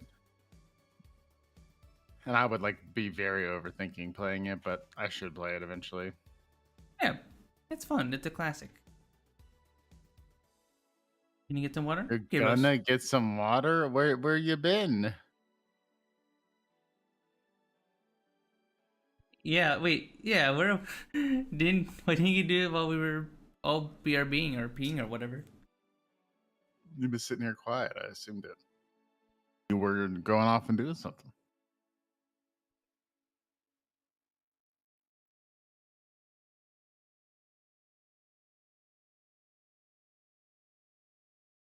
Okay, because earlier chat before stream, Yan was sending me and CL some stuff about Deltarune Chapter 3, So I wanted to double check and confirm that like Nyan hasn't actually played it yet. Nope, but I get all of the memes in my Twitter anyway, Mm-hmm. and I have, for years. Oh yeah. I like know most of what happens in Undertale, I guess. I mean, I would still get something out of playing it. I think you would. Obviously, like, so my experience with Undertale was very different than a lot of people playing in the modern day, I guess, because I was like, what's that chart where it's like a graph that goes up in like a hump and then goes back down again and then ends at like, it starts at nothing then ends at nothing, and it's like the distribution of like early adopters, in the middle adopters is like the most in the middle, and then like late adopters at the very end. I was in like that second section, so like I wasn't like the early adopters. I played it before a market player played it, person. So I got to play it with like basically no spoilers being everywhere. There's no art of it being pasted all over the place, and people didn't even know most of the secrets until then. So it was a very different experience than someone like you would have with it, knowing about like all the characters and stuff somewhat through like memes and all that. But even so, I still think it would be a very, very fun game to experience, and like how unique it was for its time, because like Undertale just came out of nowhere, and like the premise of, I mean, I assume you know the basic premise of like you could choose to spare enemies rather than just fight them, and you don't have to fight them and kill them for XP, right?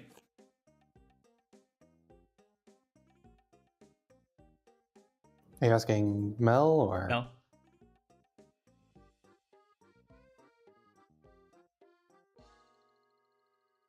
Yes, I'm familiar with the premise, and I'm familiar enough that when we started playing Omori, I was like super second guessing everything because I was like, is this like Undertale where if I fight that I'm locked into some? I remember that. Yeah. No, Omori it has nothing like that. But Omori is also very, very good, and you should and I encourage you to finish One playing that day I at some should point. finish it. I don't know. Part of me is like, damn, maybe I should have played Undertale so I wouldn't be so. I mean, I'm sure Undertale has some depressing stuff, but like Omori, it seems like it's gonna be bummer city. What? No, it's a happy-go-lucky story. Don't worry. Yeah, it's just a bunch of It'll be great. Friends. Bunch of friends hanging out, going on adventures. Bunch of friends hanging out. No tragedy. No, Everyone none. is definitely tragedies. alive and real. Omori is it'll so be great. goated. I know, right? Frozen. It's one of my favorite like indie RPGs. I think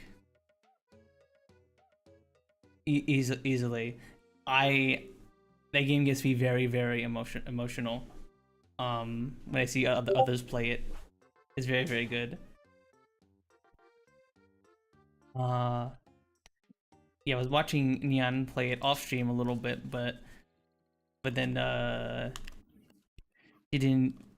I forgot what reason she stopped. I think We just didn't find the right time to do a second session. It was literally also like the VC was getting popular again, so we were all hanging out in the VC channel with lots of people, so reading a narration over other people just didn't make sense. Yeah, that's unfortunately one of the I guess one of the difficult things about being in a VC with like, once you get to like 6, 7, 8 people, you kind of have to be like, okay, these 1-2 people dominate the conversation, and if you want to have another continuous conversation with someone, you have to just move to another VC. And so when you're doing like a playthrough with someone or something like that, it's a little harder to do. Like when me and CL kept playing Deltarune last night, we moved to a separate VC for that because it's like, you know, we that way me and CL could just talk while we're playing the game and didn't feel like we're like bothering anybody or interrupting them.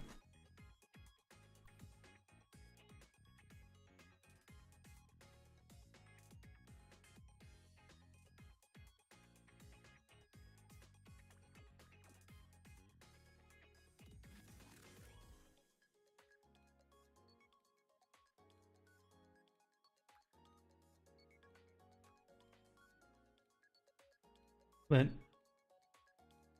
yeah, I'd love to continue watching you play that, Mel, because it's always so fun to see someone play a game that you played before and like see them theorize about the game, what's going on, and about the characters and all that stuff. It's always fun. Yeah, we could play it on stream. That's the return of turn of Catherine's stream. What? What? Huh? Catherine comeback stream. Yeah, Catherine comeback stream, except it's me playing Omori So true. and her reading it. Mm-hmm. Oh, that would be cute. Heck, if you did that, if you wanted me to, I would even help voice characters too. If Kat ever got tired of just reading everything. After all, you guys voice characters on my stream all the time. I wouldn't mind ever returning the favor if you ever wanted me to. I'll bear that in mind. You're voicing a villain. Many. Well, whatever. I will make that villain utterly unintimidating. True. I'll put a little method acting in. True.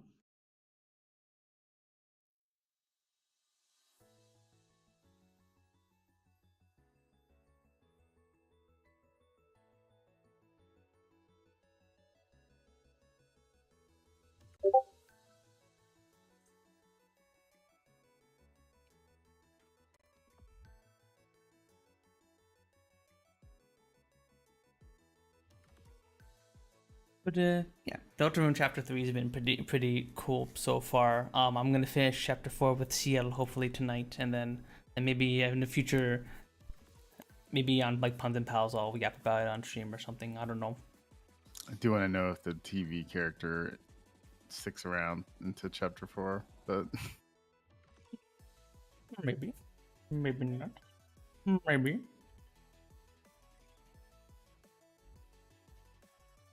I've been trying my best to like dodge spoilers on the internet.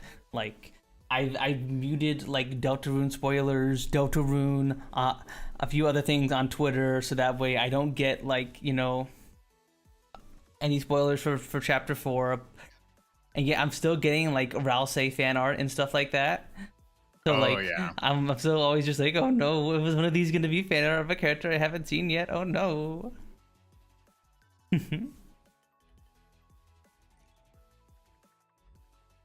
All right, I think we're ready to resume. He thinks. yeah. All right. Did you read the sign, Yuki, before we ended, or not? I forgot. I mean, went to BRB. 1 sec, sorry. I started to read it, and then you said it was a good time to take a break. Okay. Sorry for making you close up shop early. No worries. Not like we run the place to make a profit anyway. All the regulars are fine with it too. And they got some nice regulars that are fine with like the shop just randomly being closed some days. Yeah, think of it as a regular at some place, and they're just like, "Hey, yeah, we're just closing." I'd be like, "That's kind of annoying, but okay." I mean, Yeah. a coffee shop, I would be okay Yeah. with that. But then again, I like weird places that are rude to me. Like, Yeah, you want to go to one of those? You want to go to one of those cafes where they're like intentionally rude? Not oh, good. intentionally, but if they just happen to be kind of rude until you earn their respect, I can respect it. Interesting. I think there are maid cafes like that where like the maids are like, instead of being nice to you, they're like rude to you. Like when they bring out their food, they like drop in front of you like, here's your fucking food. You Yeah, disgusting like piece of shit." Maharu.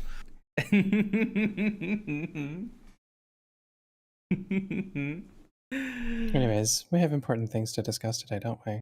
True, we do have important things to discuss today. Things we'd rather not have other people hear. Things regarding the secret behind divine selection that Maharu has kept bottled up. Just as we drop our bags and move to our usual seats, the door opens. It's Alan Scorpion? Oh, sorry, we're actually closed right now. It takes a moment to recognize who it is due to the way the light is shining in and concealing their face. He's already in by the time I figure out who he is. Oh, uh-oh. You're... This place looks even nicer than it does in the photos. Numeral 9, Scale Jones, standing right in front of me. Not only is this the first time we've met in the real world, it's also the first time we've spoken. Why are you here? Maharu glares at him. It's clear that she's wary of him. Naomi tries to stand, but I gesture her for her to stay seated. This shouldn't come as a surprise, should it? It's only Natural to assume that Shishigami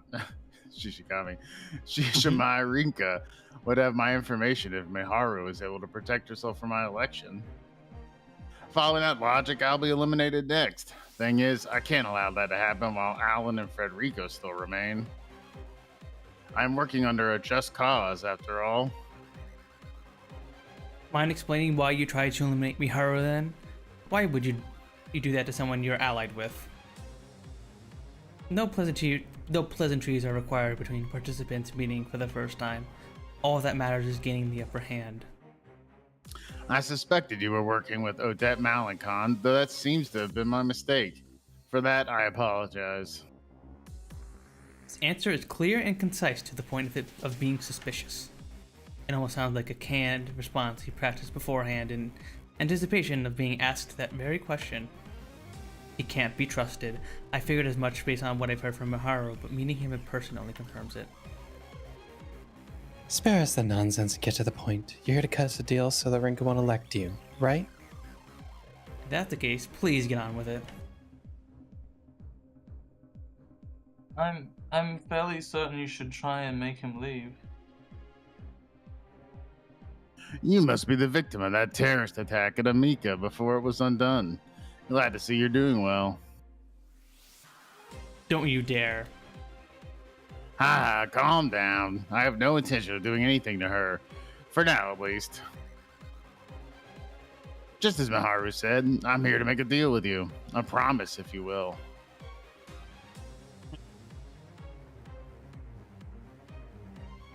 Oh no, I ate a broccoli.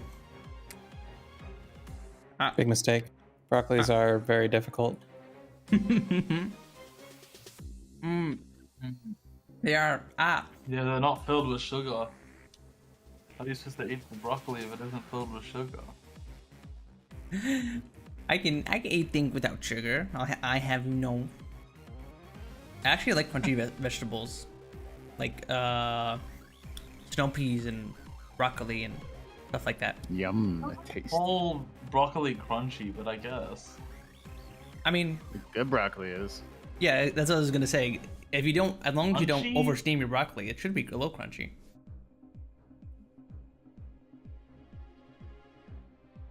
I guess it's also tasty too. And make sure to keep up my guard as he continues. Us three will be the only ones left after Alan and Frederico are eliminated. I might know of a way that all three of us get to survive, given that scenario. He looks as serious as he can be. Around 30 seconds of silence follows. I realize that he's suggesting the same idea Miharu shot down this morning. I don't know how to reply. Miharu is the one to break the silence with an overdramatic sigh. That's the best you could come up with now that your back's against the wall, huh? You're hoping for a peaceful resolution here, but unfortunately that method won't work. If all three of us elect and subsequently protect ourselves, we'll be left with no one able to elect another. I just said it won't work, but fine. I'll fill you in the secret I was about to reveal.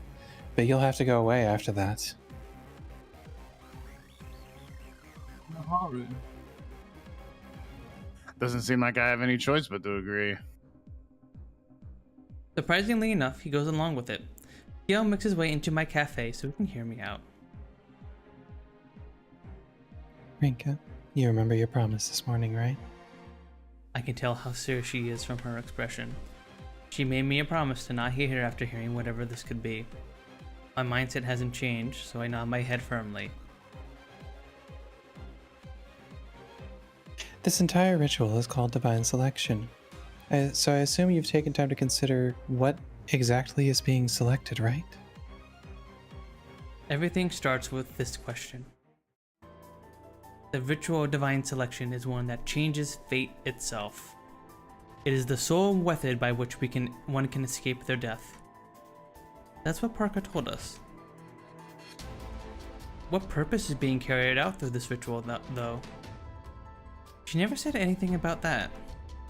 I never even once thought why, considering I was so preoccupied with ensuring my and Miharu's survival. I've had my own suspicions about the whole thing, but they've only ever led me to more questions. Escaping death is merely a circumstance of this ritual. It's true that its true purpose is to develop a suitable vessel for the goddess. But that's what she was talking about in that bad ending. She mentioned about something, a vessel for Parka or something along those lines. Mm-hmm. Miharu goes on to explain what she means. Apparently, Parka can't remain in the Court of Fate beyond the 12-week span that encompasses divine selection. To be more accurate, the Court of Fate can only be maintained for 12 weeks, thus Parka cannot remain longer than that. I'm not too sure about the logistics, but basically, she needs us in order to keep living. I said vessel, but it's not like our bodies are what become vessels or anything. It's our dreams, and the worlds born from them in which she resides. The dream world. According to Miharu... Ooh, I almost spilled my veggies. I was like, Miharu? Miharu! According to Miharu, the dreams we have are all part of the dream world. Parker claimed that dreams serve as headstones in a graveyard of possibilities that we once had, but also as part of our individual metaphysical worlds. Parka exists in a plane above ours, thus lives within our metaphysical worlds. Or something like that. Can't say I understand what any of it means. The metaphysical refers to something without form. As a philosophical concept, it represents experiences that exist beyond our perception of space and time. So basically, it borders on the supernatural. Parker herself said that we couldn't be cognizant of such a conceptual world without some work on her part. That's why the Court of Fate was created. By linking our dream world into one shared space, we thus became cognizant of it. So what is Parka then?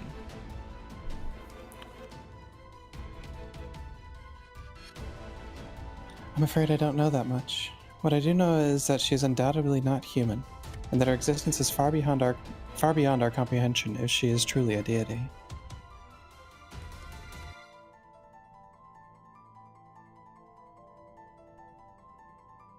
So divine selection is basically a system put in place to find a body for Parker to live in? Miharu nods in response to Naomi's question.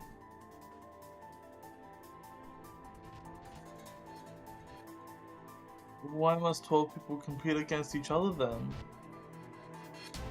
It's still a fact that whoever makes it through to the end gets to live, right? Yep. That's one of the reasons why I said this method won't work, though. Just as I'm about to ask more questions, Scale butts in. The first time he's spoken up since Miharu began her explanation.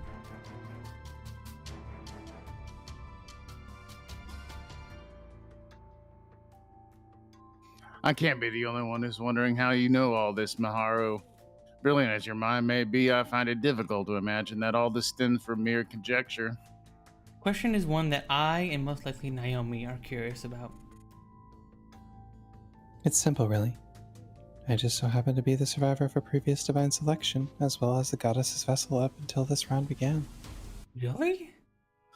What? What? I was able to speak with Parker herself within my dreams until that point. Maybe her scars are from the last divine selection, not from this one. Maybe. Well, actually, I guess we know her cause of death, so maybe not. Maybe, yeah, maybe not, but... Hold up, you were able to speak with her? And you're the survivor of the previous divine selection. Which means this isn't the first one?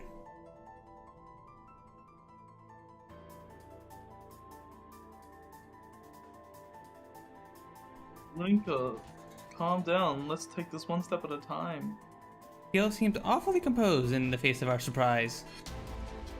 Well, that explains things. I did find it odd that something like this could happen out of the blue, so it makes sense for it to be a scheduled occurrence. How many years ago was this, if you don't mind me asking? Long enough ago that I don't remember, I'm afraid. I hadn't even turned 1. What? What? And you managed to survive despite that? Did you have someone helping you along the way? I've said enough already. Knowing that the system itself will be compromised if 2 or more people survive is plenty, isn't it? Did the people with the previous divine selection, like, all try and keep each other alive, since Miharu was, like, basically a toddler, and then Haruka was like, I'll take the, I'll inhabit the toddler's body, or whatever, and then that's how Miharu survived? It's their dreams. Their dream world or whatever, but that's Whatever.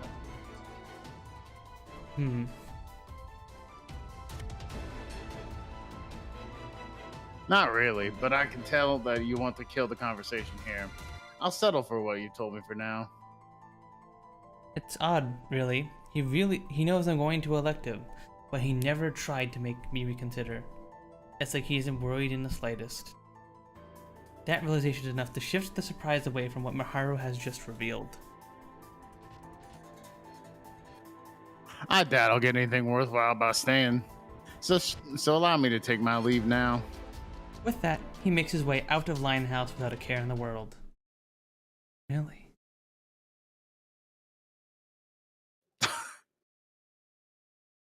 You good now? Mel? What? Why did I call you Nell for a second there? Ugh. Mel. Oh, I was laughing because of the setup of the scene of them sitting next to each other with these expressions on their face. Yeah. Soon after, the three of us end up at our usual table. That's all, though. Just sit there in silence. It does feel kind of weird. They are just staring at Naomi. I bet you're wondering why we gathered you here today.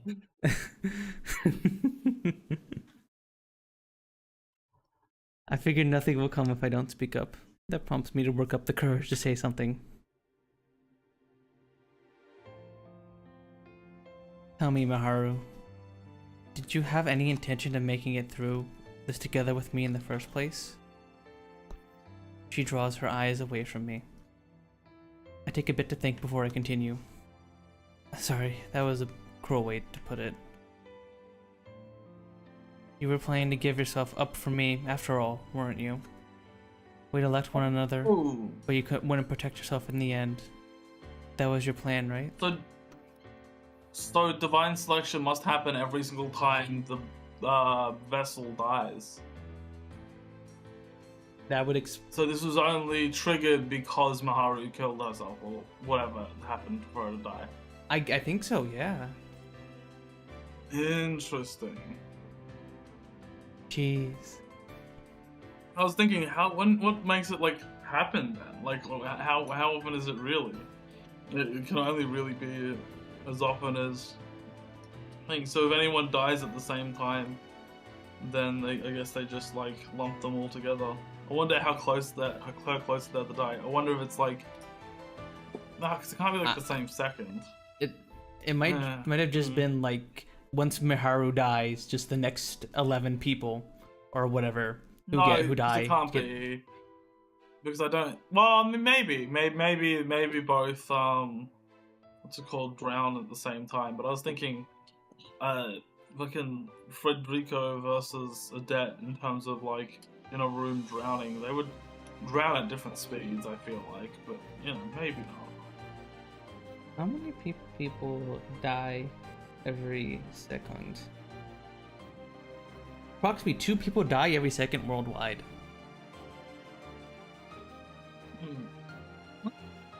So, I guess it would guess it could be varied by like, so that's like 6 seconds. I mean, that's Yeah. average. Yeah, so average.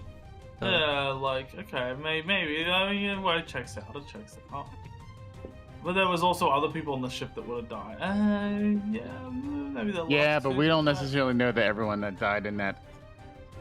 Just because other people died in that ship doesn't mean they would be in divine selection. Because Parker's told us that all the people that died in divine selection were supposed to have died, or met each other at a meeting in the future. If you remember. So like everyone that died, like dying on that train, they weren't supposed to die there. They were like supposed to be in some kind of fated confrontation. That was like the beginning premise. okay. Interesting. Because I was trying to figure out how it really selects people. Because, like, it can't just be, like, 12 people at random. So it isn't. It's... Yeah. I have a feeling we're gonna find out what brought them all, what was gonna bring them all together. Yeah. Yeah. What seems... I think Odette Did Odette recognize the clock tower that she and Miharu met at? Like the one that Rinka and Miharu and Naomi like?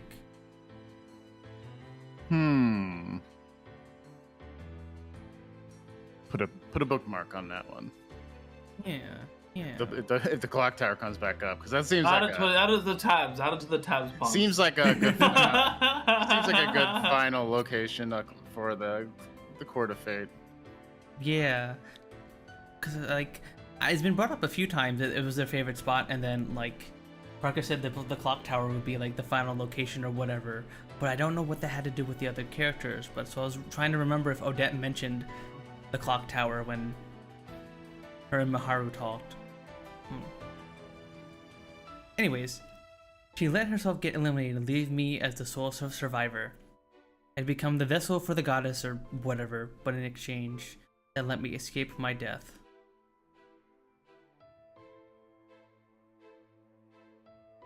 You realize why Scale left the way he did based on what I've told you, right?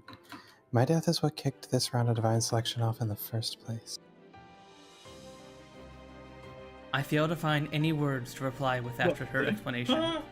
Yep, there you go, Rose. Instead, Naomi speaks up. So, the death of the current vessel is what triggers the new round of Divine Selection? In other words, your death created this one, correct? Exactly. You two know my cause of death too. It was no accident. I went through with it on my own, hurting the person dearest to me in the process. Well, I know the cause and I am in possession of the card. I don't know the details behind it. I couldn't bring myself to ask her before either, mainly because I felt it had no relevance to Divine Selection. The last thing I want is to force her to talk about something like that. There's one thing I know for sure, though. You didn't always wish death upon yourself, though. That's why... There's no need to cover for me. The card you hold and the outcome it represents are all that matter. Yet again, I'm left without a means to respond. She's made it abundantly clear that she doesn't want any form of consolation.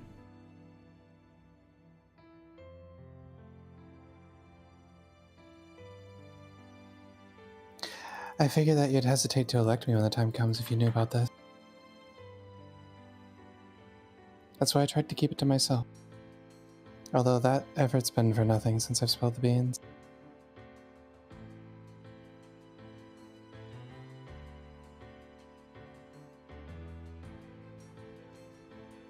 It wasn't for nothing at all. It couldn't be. Not when you've been thinking so hard about how to ensure Rinka's survival. And just what would you know about that? Kill Miharu. No, he's right. I was out of line.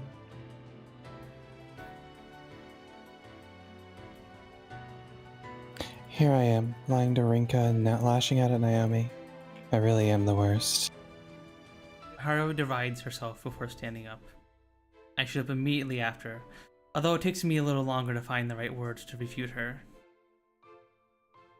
That's not true. Don't beat yourself up over this. I'm going home. I'm going to go home so I can cool my head. You don't mind, do you? Miharu. I don't have it in me to lie to you again. Miharu takes her leave, refusing to look back even when we attempt to stop her. I notice her biting her lip as she's leaving too. She's doing everything she can to hold something back. With Miharu gone, Naomi and I sit down facing one another. It pains me to know that I'm the one responsible for making Miharu feel the way she does. It was for my sake that she never mentioned anything about becoming a vessel. My survival means so much to her that she's willing to lie to me. She's been dealing with far more than I could ever have imagined.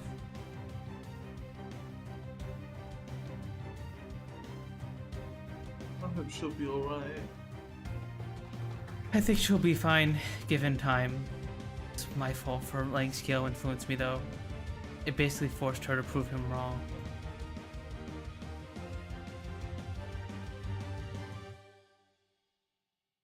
Koi_Thorn Don't rating blame us with a yourself. party Hey. of 6. If anything, Thank you for the raid, Koi. Thank you. Oh, welcome on in, everybody. Welcome.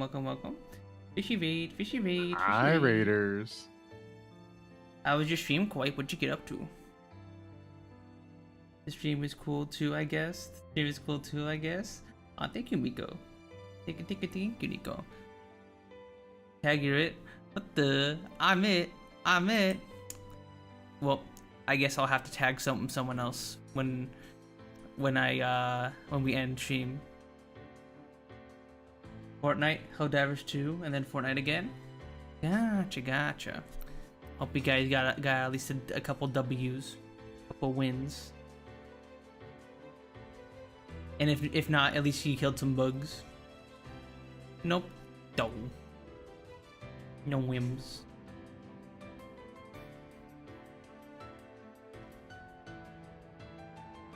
Remember triathlon? Fortnite, Helldivers, and then another round of Fortnite. Good fun though. Shout out Nico because he's so cool and hot and athletic and tall.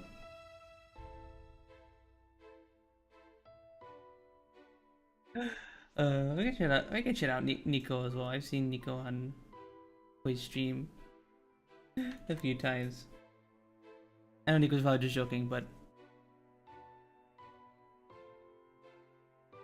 I'm gonna do it anyway. Your boy. Is it doing it? I don't think it's doing the thing. Well, Well,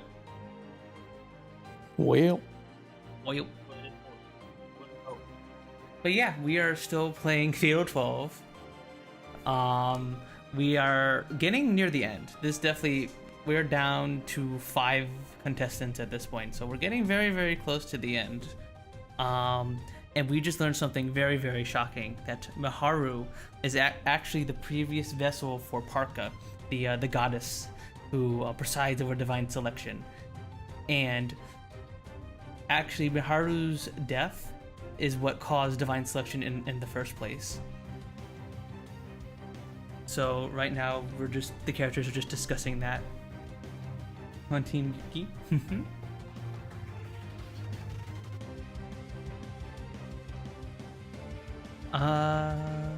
Wait, did you read this line, Rose? Or not? Or? and then the raid happened.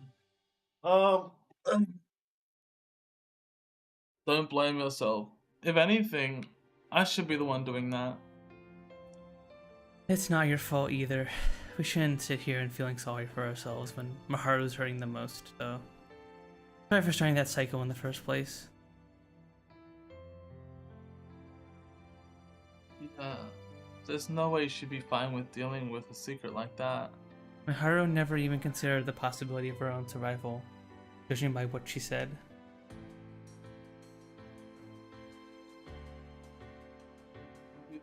even more confused about both Parker and the Divine Selection now. Mahara said she was able to converse with Parker, right? I'm sorry, that was your line. I wasn't bad. Mahari said she was able to converse with Parker, right? Does that mean she knew what fate awaited you? I doubt it. She looked genuinely shocked when she first saw me in the dream world.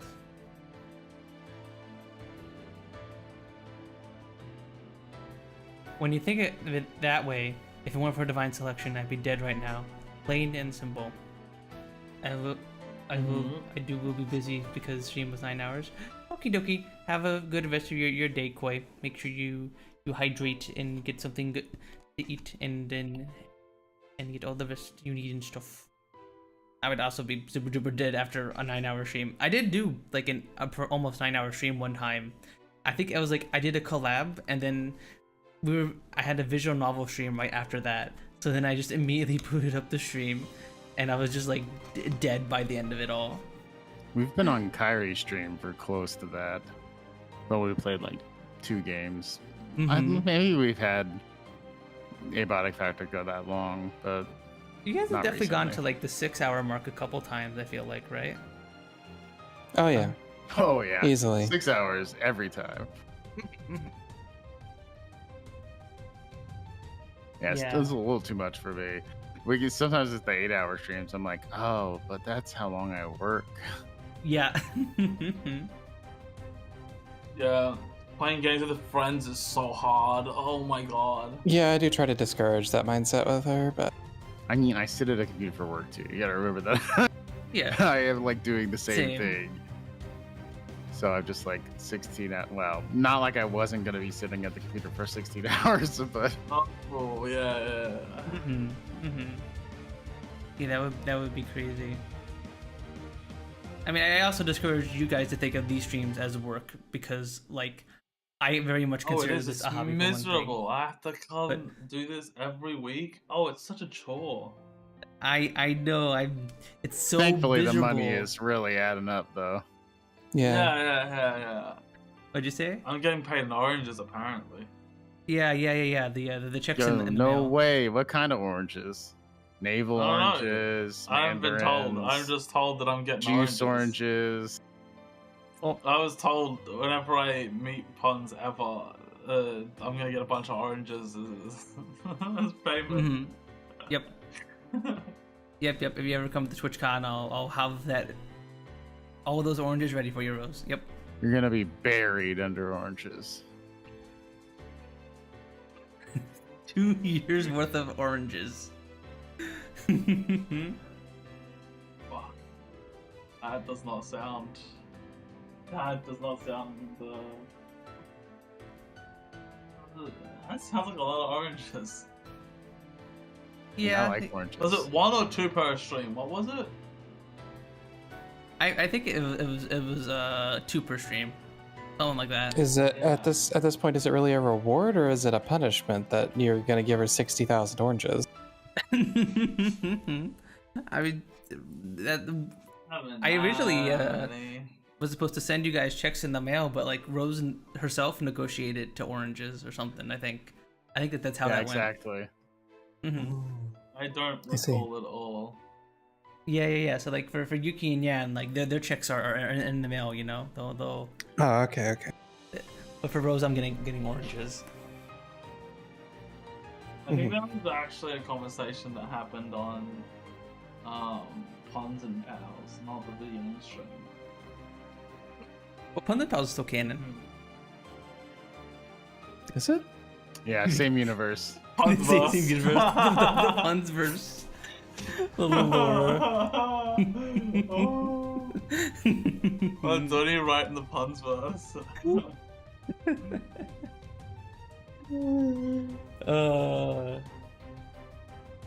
There's a Punzverse out there where Rose just doesn't accept oranges; she accepts apples instead. Oh, right. So she's So like, you're like a horse. so the Punz. She's a wait, horse race Punz- test horse. True. What? She just What do you mean? There's one horse in the horse race tests the only time she won is when there was an apple instead of carrots at the end. So the joke is it was pink, I believe, and so the joke is that like she doesn't like carrots, she just likes apples. Yeah. She's secretly the best horse, but because it's always carrots, she just isn't interested, you know. She doesn't have full power. I was gonna say, I know what I was gonna say now. I was gonna say, oh my god, the Punzverse is like, it's a multiverse as well, because there's multiple like timelines or multiple universes where like. Punz, wait, Punz verse? I'm pretty sure Punz subby. What the? Yeah, you would be able to identify them, wouldn't you? True. What does that mean? I'm so confused. What? What did you say? Subby. Subby? What? What's that got to do with Punzverse? Am I stupid? I'll tell you when you're older. Verse is No! verse is used in the same way that Switch is used. Mm-hmm. But it's actually for the other axis. Yeah. What? I'm confused. I could be a Switch. What's that mean? What do you mean used for the other? What? What does that mean? So, you know, there's tops and bottoms, and then there's doms and subs. Yeah. Right. Okay. Okay. So it's for tops and bottoms, not doms and subs? You could be a top while being a sub. And you can be bottom while being a dom. Yeah. And then you could be verse, which is I guess just any of them. Right? Yes. Mm-hmm. That Sure. sounds so... Switching between. I don't know if I want to teach this lesson right now. So I'm just being quiet. Okie dokie. Anyway, when I think of it that way, if it wasn't for divine selection, I'd be dead right now. Plain and simple. Actually, we'll just say which of the we'll just assign this orientation to all the characters in this game, and then that could use to demonstrate. That's so true, my love. What? So are we gonna be discussing who's the top and who's the bottom? I feel like the Haru? Dom sub dynamic is probably more applicable to these characters, but So do you think Miharu is a dom? Maybe. I mean, Catherine does voice her. Okay. Well, but that's bias. True. I think Rika sounds like would have no idea what she's doing. So I think she'd be subby. That's my thought. I've just suddenly realized we're talking about high schoolers, so I'm Yeah. like, segue. Yeah, let's move on. Yeah. It's all thanks to divine selection that the terrorist attack on that day was undone at all. Maybe it had been for the best that I accepted that fate.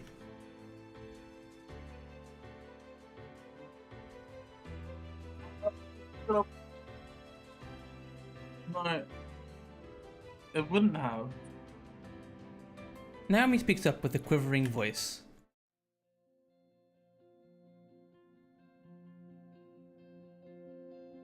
Meeting you and being saved by you in exchange for your own life, losing my life only to be saved by you again? Being taught how to brew coffee, setting up our culture festival store, arguing with Maharu only to learn about her by doing so?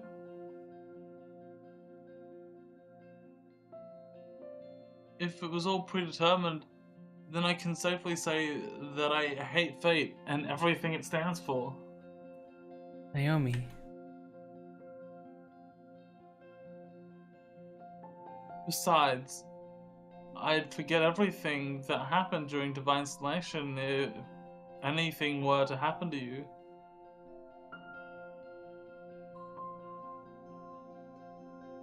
I don't want to believe fate has a say in that. My memories of you are too precious for that to be the case.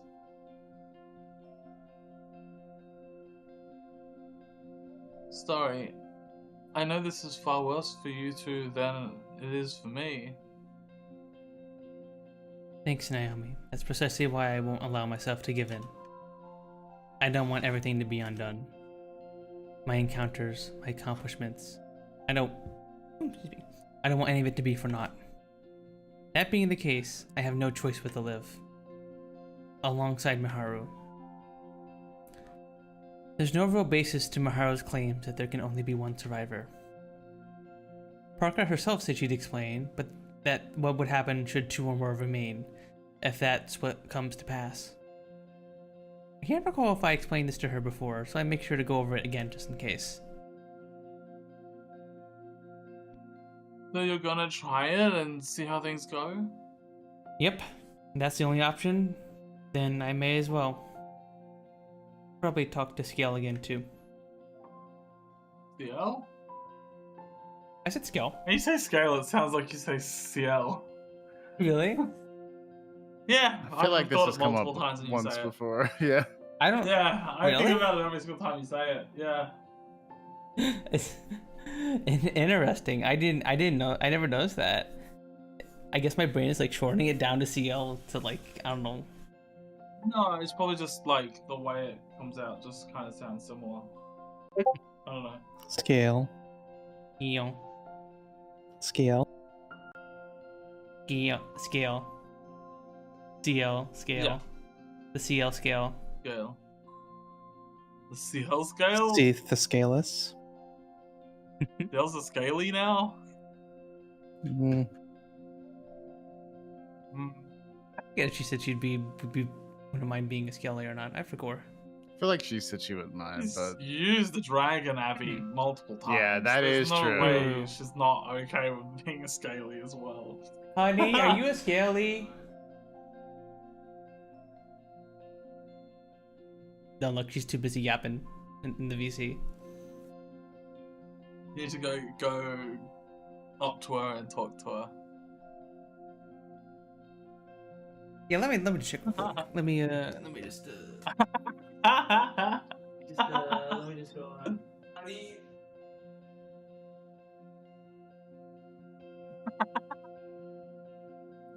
You look on.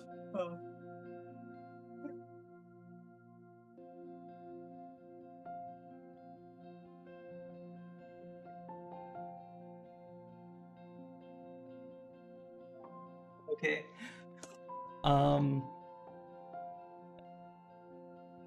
DL told me to figuratively smack you in the face, Rose. Which one? Oh, Rose. I was gonna say who? Yeah. Because Rose was the one who brought up. Smacked in the face. Rose was the one who brought up still being a Skelly, right? What's wrong with that? I think CL.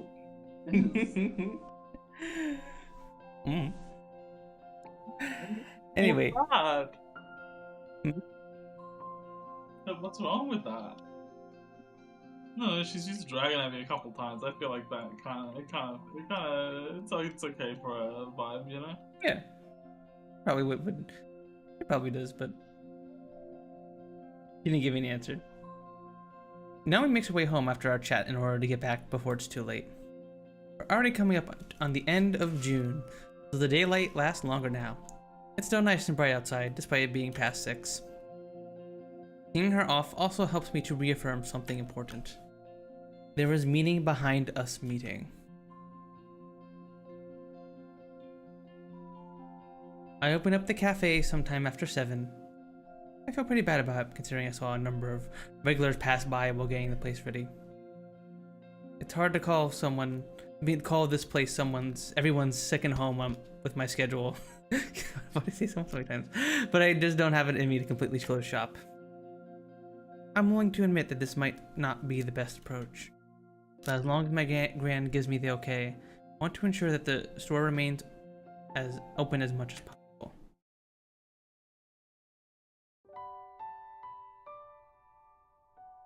Feels like I've gotten used to being exhausted now. That's the first thought that to enter my head when I lay down after taking a shower. Miharu. My mind just jumps to Miharu immediately after, however. More specifically, that expression of hers as she left. As for me, save here because it's a choice. Oh, we probably want to get in touch with her, right? Almost certainly. Surely. Yeah. Yeah, I can't just sit here after seeing that. She may be staying with family, but she's still alone in a way. No one in her own home is truly there for her. She might be beating herself up as I sit here and think. I'd much rather hear her voice right now, so I up the call rather than text her. She answers before the first ring ends.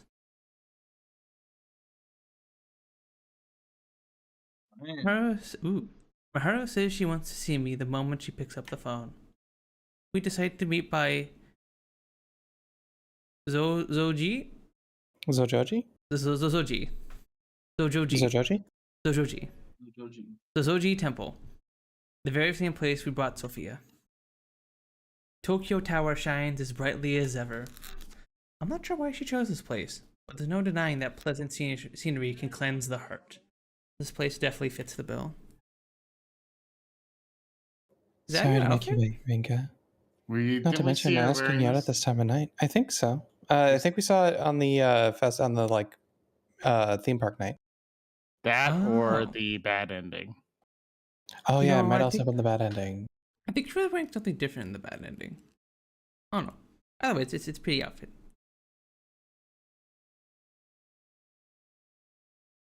It's fine. I was worried about you, so I'd much rather talk to you face to face. Miharu was wearing casual attire, much like me. Chances are we'd be stopped by the police if we were out in our school uniforms at this hour. Granted, one could easily assume we're both delinquents being out this late with no proper excuse.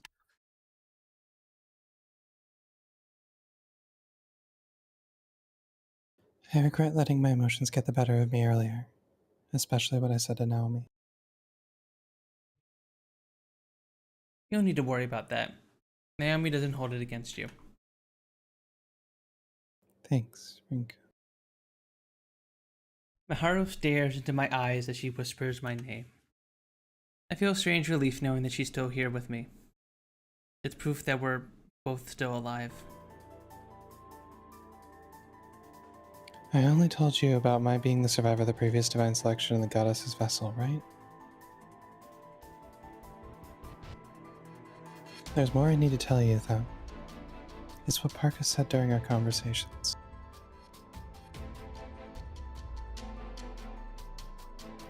The previous divine selection was held 17 years ago, beginning July 23rd. Not only was I a participant, but your parents were as well. What? What the? Huh? What? Both of my parents were participants? I barely know anything about my parents. And it turned out they were participants in divine selection, much like myself? I'd say it was surprising, but I'm more concerned about how to process this revelation in the first place. Hold on a minute. Both of my parents were participants? Along with you? But that doesn't add up. Miharu's birthday is later on in the year. December 12th to be precise.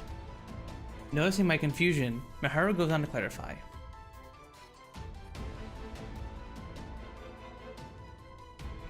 I actually took a year off while in middle school, so that makes me a year older than you and Mao. Oh, you're older than us? Sorry, I'm having trouble processing all this. I do my best to organize my thoughts really quick. Both of my parents were divine selection participants in the past. Miharu was a participant then as well, but it turns out she's 1 year older than me. That would make her 7 months old at the time. Following that line of thought, I come to a certain revelation. So, I was born during the previous divine selection? That's right. July 27th, your birthday, and the most precious day of the year to me, came about after divine selection started. July 23rd was the juncture of causality, that means my parents died before I was born. So how was I even born in the first place? At what point is someone considered a living being? I don't have the answer, but if you're considered alive while still in the womb, then it makes sense for you to have survived. Some believe life begins the moment the mother becomes pregnant. Others believe it begins the moment you're born into the world. Maybe it depends on whether the mother considers her child to be alive. Basically, July 23rd was the day my parents would die, but not me. That must be why I was able to survive the fire and be born during divine selection. Hang on. That means my gran found me on July 23rd, right? Why would you say my birthday's on the 27th? My name's been something of a mystery too. Rinka. You said that it was my mom who named me, and that she did so after my birth. The process of overwriting people's memories isn't perfect, but is that enough to justify this?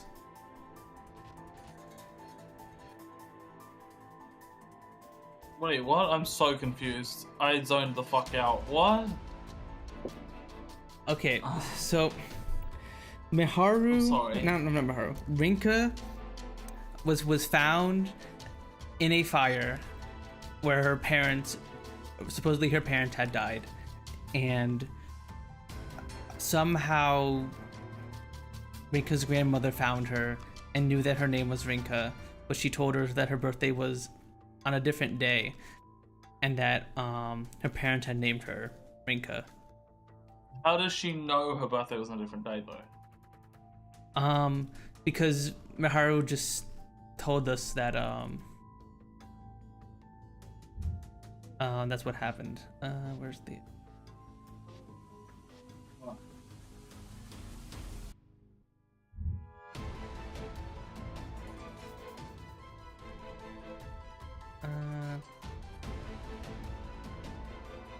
How did Miharu know? Because she was in the previous divine selection. Yep. But that means that she now knows about Rinka's thing? That doesn't make sense to me. What?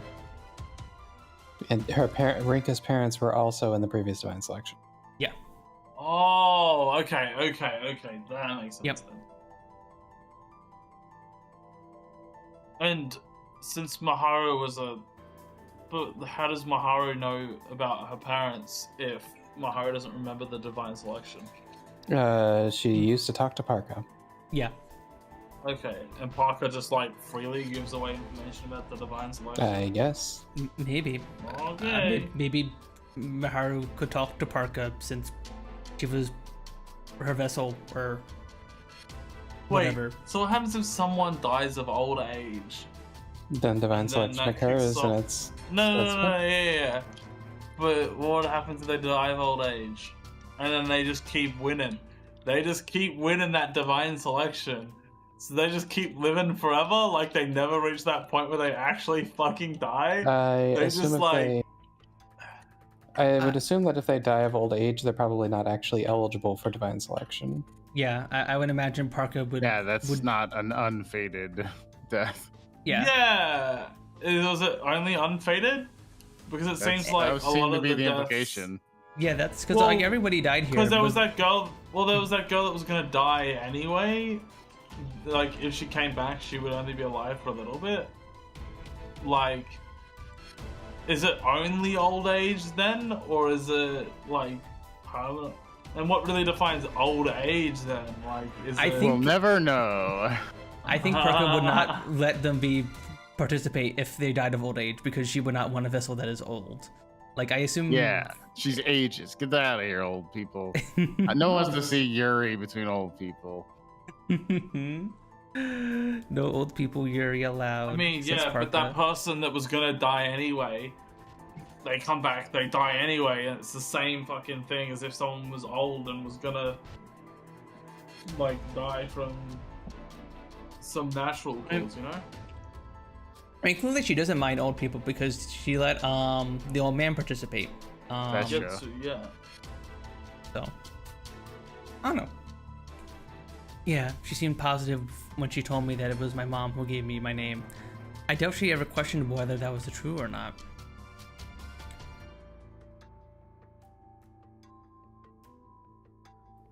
And that's good enough, isn't it? Sometimes you don't need a reason to back your beliefs.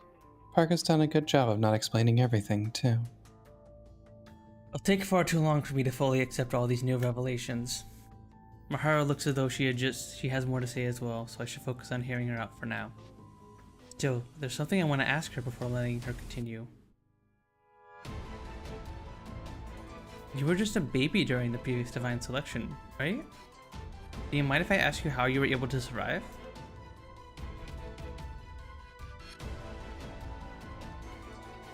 Allow me to answer a question with a question. What would you do if there were a baby among the participants? It basically answers itself. There's no doubt I do everything in my power to protect that baby. At the very least, I wouldn't be able to convince myself to gather information on it, let alone elect it. Baby, what is your greatest regret? Seriously. Yeah, I would think also that would be a pretty big issue of like, yeah, what's the baby's biggest regret? No mommy milk. Is like a 7-month-old even capable of like having a regret, No. like mentally? No, just kill the baby because it's like it hasn't even experienced anything. Late so it's abortion. like, you know, yeah, it's Jesus, it's like. well. I mean, that's what I was saying, you know, like it hasn't really experienced anything anyway. So like, it's whatever. That's so awful. Alright, I'm clipping that and I'm sending it to the authorities. Officer, this person right here, she's the one that killed the baby. This is a Baby hypothetical killer. scenario and thing. On divine selection. I don't think it has any weight in like the real world, you know? And no, of course it doesn't.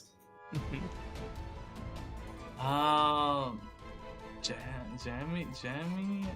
I hate Jammy. I Make spread Jammy jammy chat some on strawberry the French fish. toast. Yeah, so ooh, that looks so good. I'm gonna show this on stream. That looks so tasty, Tara.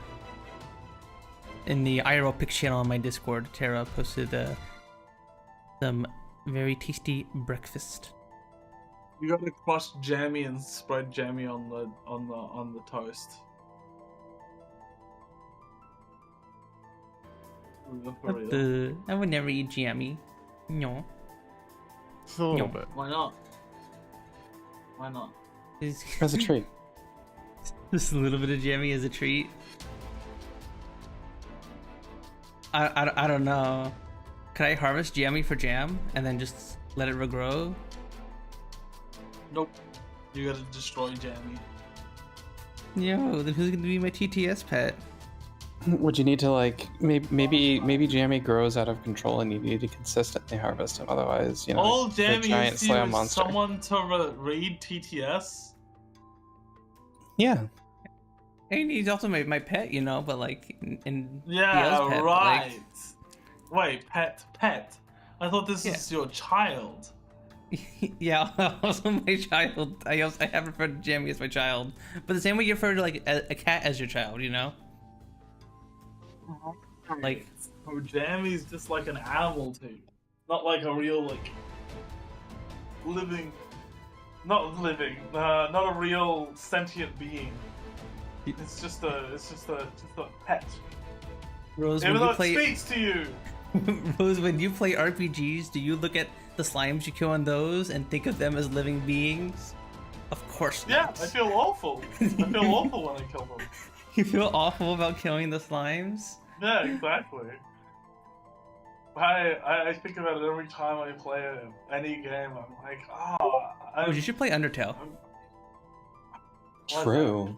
You should play Undertale, Rose.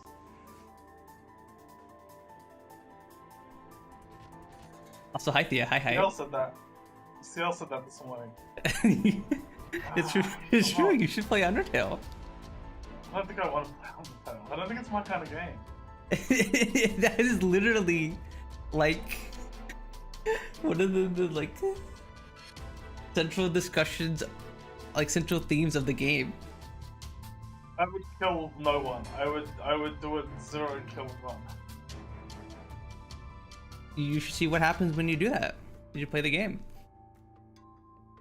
Yeah, but no, I don't want to play the game. It doesn't seem very appealing to me, you know? What do you mean? It's fun. I don't know. I just Undertale doesn't look appealing. You're missing out. All I'm saying. There's a reason it was like one of the best rated games of the year it released. There's a reason why it beat COD. Yeah. Yeah. Like I mean, like in terms of like year? ratings. What year? 2018. Okay. Wait, no, 2016. 16, my bad. 2016. Got beaten No, by was it fucking 2015? Overwatch? You got beaten by Overwatch? Maybe? 2015? I mean, Undertale. being beaten by The Witcher is fair. At least If it got beaten by Overwatch, I mean... September 15th, 2015.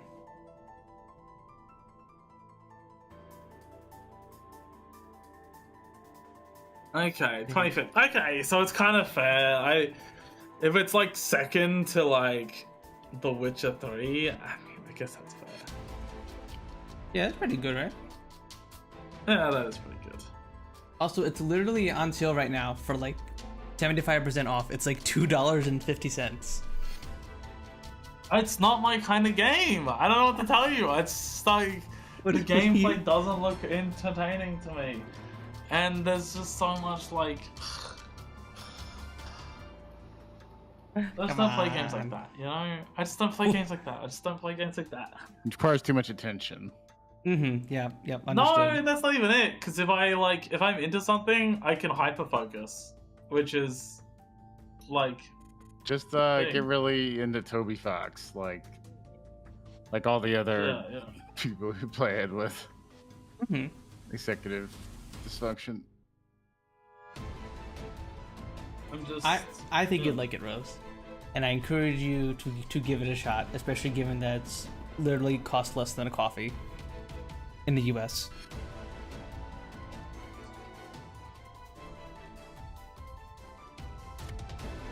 Anyway, at the very least, I wouldn't be able to convince myself to gather information on it, let alone elect it. My parents helped you, didn't they? Apparently, there was another among them. Parker stated that those three protected me all the way to the end and then elected one another.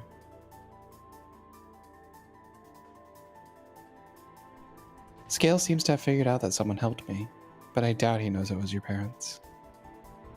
With 4 people left, 3 were eliminated. I left Maharu as the sole survivor, and thus the winner. Survival. I understood all too well why they made that choice. Is there anything that would prove my relation to my parents? It'd be this. That's why I was scared when you first came to me about Sophia. I thought you'd do the same for her, and that your parents did for me. But her foresight and meeting with Odette prevented that. Sophia was wise beyond her years. She knew that she wouldn't live long, and even if she did survive due to her illness. She understood the reason why Odette threatened her too. What if she was just your average kid, though?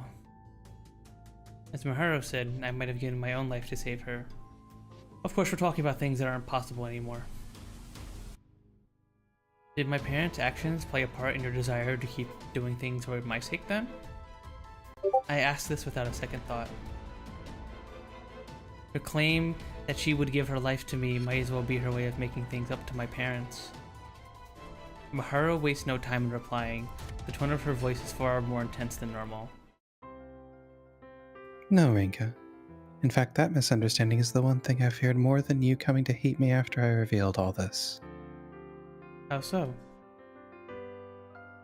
Your distance is a black hole. She covers her face with one hand, her voice somewhat distressed.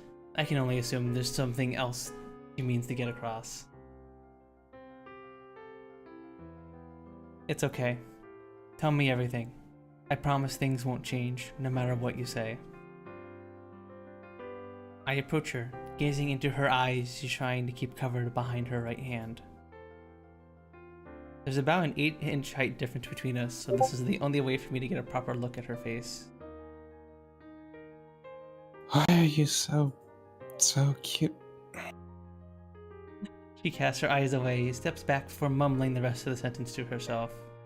Mihara? Her eyes fall back on me, though she refuses to face me head on. Silence ensues as we stare at each other. The light of the nightscape causes her eyelashes to shimmer. Fine, so be it. Just give me a minute to prepare for this, okay? I need a deep breath or 3. Saying that, she really does start to take deep breaths. I guess it's something big if it requires this much courage for her. So I make sure to remain quiet until she finishes taking her 6th breath. Rinka? She speaks my name before falling silent again. I won't rush her. This has to be a revelation even more shocking than that of my parents, being participants in the this previous character is selection. so fucking dense. Holy fuck. I swear if Haru's just like, I love I you, mean, Rinka. maybe And Rinka's like, it's hard- what? No way. I'm Well, bruh. like, it's different for us, I guess, because we have way more context. Like, how much does it really seem? I if think you don't Haru hear has all, said like, that the she back and loves stuff? Rinka before. Like, maybe not in this much Yeah. of a confession-y way, but like, she's made her feelings clear. Very Yuri shot right here. True. I love you. Huh? Well, I love you too, but...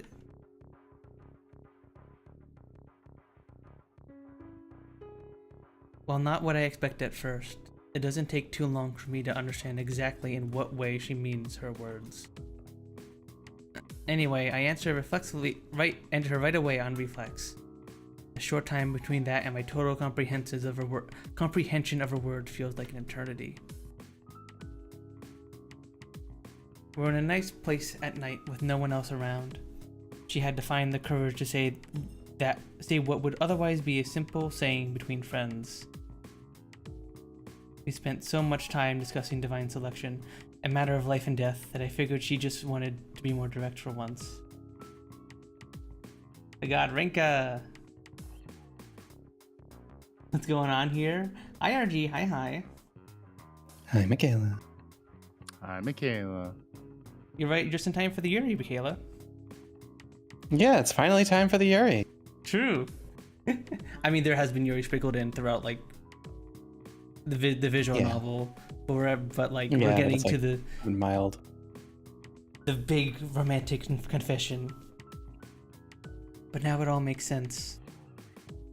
She never, ever meant it in the way I thought she did. So every time, the like 2 to 3 times Haru has said that she loves you, Rinka, you thought it just as like in a friendly way. Oh my god. I would throw away my life and my existence and have the last week of my life unwritten so that you can continue to exist. Yeah, as a friend, right? I wonder. Imagine Rinka was like, yeah, Haru, I love you too. As a friend. Oh, poor Miharu. Jesus. I can't believe how dense I've been. No wonder she made that black hole comment. Okay, thank God she's finally getting it. Hold on. Assuming I'm understanding the situation, then I'm the one who isn't ready for this. I mean, we're both girls, you know? That's irrelevant. Perhaps you'll realize how hard I've been trying to appeal to you all this time. Let me say it once more. I love you, Rinka. Not as a friend, but as a woman.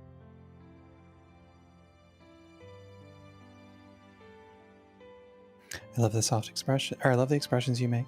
I love the gold streaks in your beautiful hair. I love your soft skin. I love that you're short because it only makes you cuter. Not to mention your complete lack of fashion sense. Why'd you throw that in there? I love how kind you are, and how much of a busybody you can be. I love how intense you can be, as well as how reckless. I love everything about you, Rinka.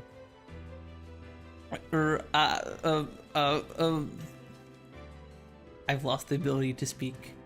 Never before have I been this shocked by something Miharu had to say. Oh no, the ads popped up right when the Yuri started. No, I'm sorry, chat, no. Sorry, yeah, hearing my voice saying those things is tier 4 content. Subscribe to tier 4 now. She has the advantage while I'm in the state too. She continues to stare at me, her entire face having exploded into a bright shade of red. This is a new sensation for me. I never knew just how much one's heart could flutter when faced with the love of another. I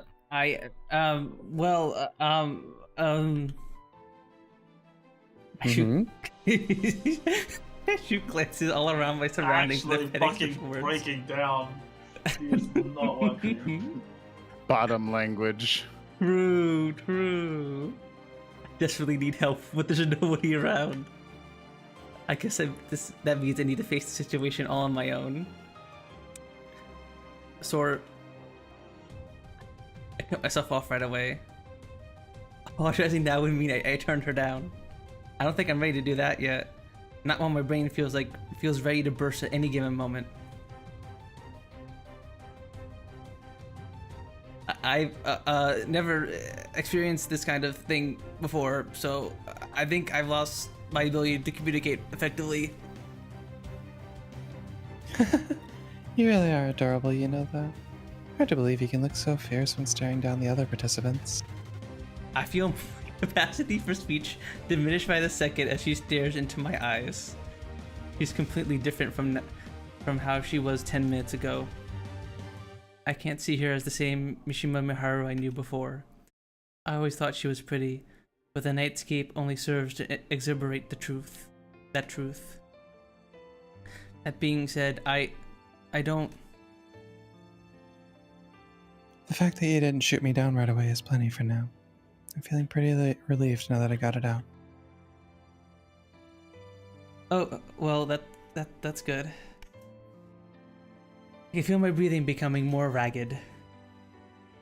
Miharu's next line yanks me right back to reality, though. Just make sure to give me an answer before I die. God. Jesus. Damn. Oh, what the fuck? Jeez. I won't avoid it. I'll give her an answer, no matter what. It's my turn to show the same resolve that she showed me after all. I want to see both endings, to be honest. How I'll go about it has to remain a mystery for now. Yeah, I wonder what happens if we're just like, nah, let's not talk to her. Let's just go to bed. That's nothing new though. I faced these kind of obstacles many times before. It's up to me to decide for myself. It's my life after all. I promise you'll get an answer no matter what. Just give me some time to think through it, please. Miharu nods, a smile on her face. We head home next. While I may have brought myself some time to give her an answer, our walk back is awkward considering we're alone together.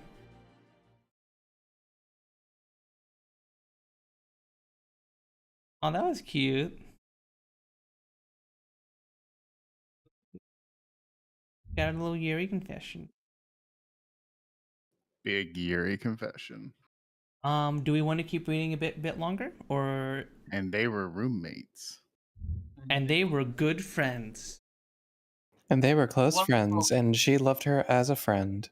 I think that's probably the best closing point we're going to get for a decent while. That's what I was going to say. I love you as a woman. Yeah. Yeah, I swear she did say I love you as a woman earlier on as well at some point, I think. But like, I don't... Wait, no, she said I love Rinka as a woman to Naomi, I believe. I don't think she said I love her as a woman to Rinka until now. But she has said I love I love you to Rinka before, definitely. Well, yeah, but Rinka said like, "Oh, I thought it always as a friend." I don't know if it's just like a. It feels weird to say I love you to like friends, really. Like there's. Yeah, I'm in the same boat. I can't do it. Maybe it's like a cultural difference between like here in Japan, but like in most situations, it's like weird to say I love you to a friend. Usually, at least from what how I've been experiencing my life. So I don't know. But yeah, if that's a good stopping point, then we can end there for today. Did I save?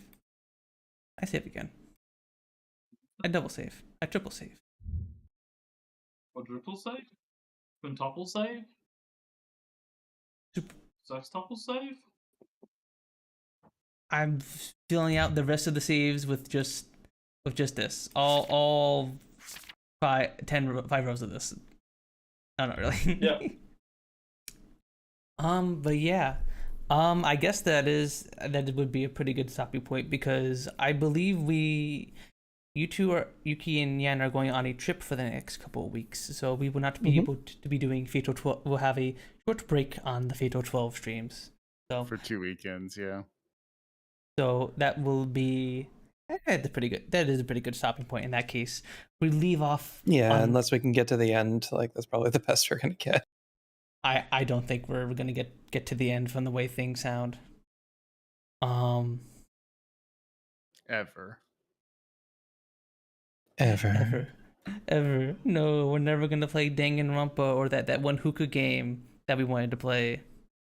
Oh yeah, the hookah game. Yeah, I wouldn't mind playing that one next. We still needed offstage. We needed to talk about what game we're gonna do next. I wouldn't mind doing the hookah one. That one seemed interesting.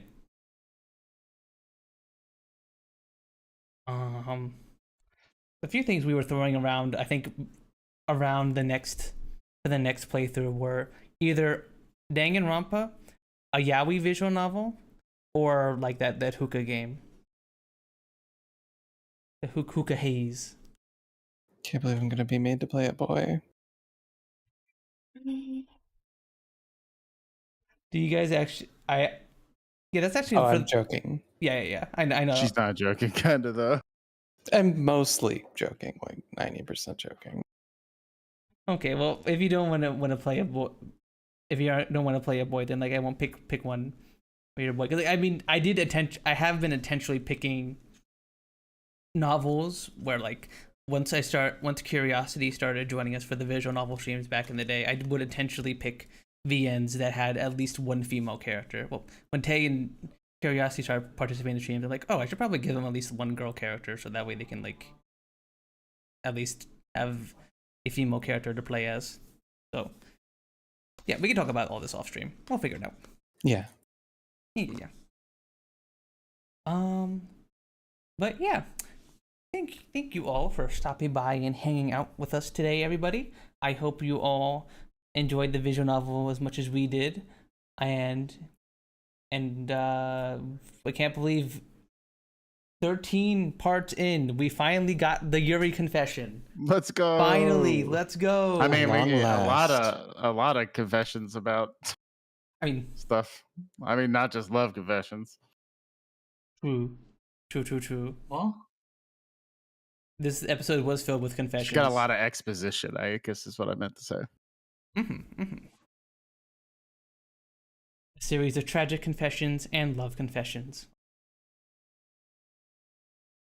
But yeah, so I cannot wait to continue reading this once you two get back. In the meantime, I'll figure out something else for us to do Saturday. Might do the Jackbox streams or something. Or maybe I'll find something else for us to do. But yeah, so I will see you guys all next time. Thank you, Koi, for the raid. Thank you, LT, for the gifted subs. And Yuki and Nyan and LT for the resubs. Thank you.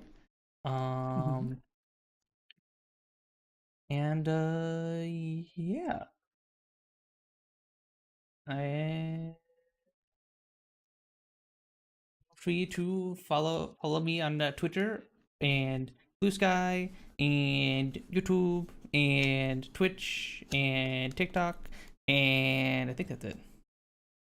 And all the other good stuff. Join the Discord if you want to get pinged when I go live. And all that jazz. And yeah, we'll see you guys around in a bit. Who the heck do we raid?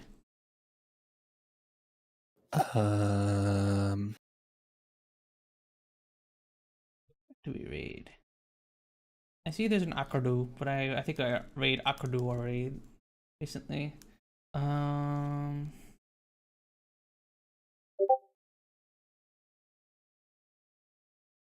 Oh, we haven't raided Yorga in a hot minute. Yeah, I'll send you guys over to Yorga. Before the cones start going. Alright, I'm gonna send you over to Yorga, everybody. Go send him my love. He's a pretty good, cool dude. He's always fun to chat with. A few times I bump into him in VR chat. Go send him my love, everybody. And yeah. Next time I will see you guys is probably on Tuesday for Punz and Pals and stuff. And I'll be telling you guys about what we'll be doing on Saturdays in the Discord, so probably going up in there. Bye, chat. Bye bye, everybody. Bye bye. Bye bye. Bye bye. Go send Yorga my love. Bye bye. And bye bye, YouTube. Bye bye. And Bye, YouTube.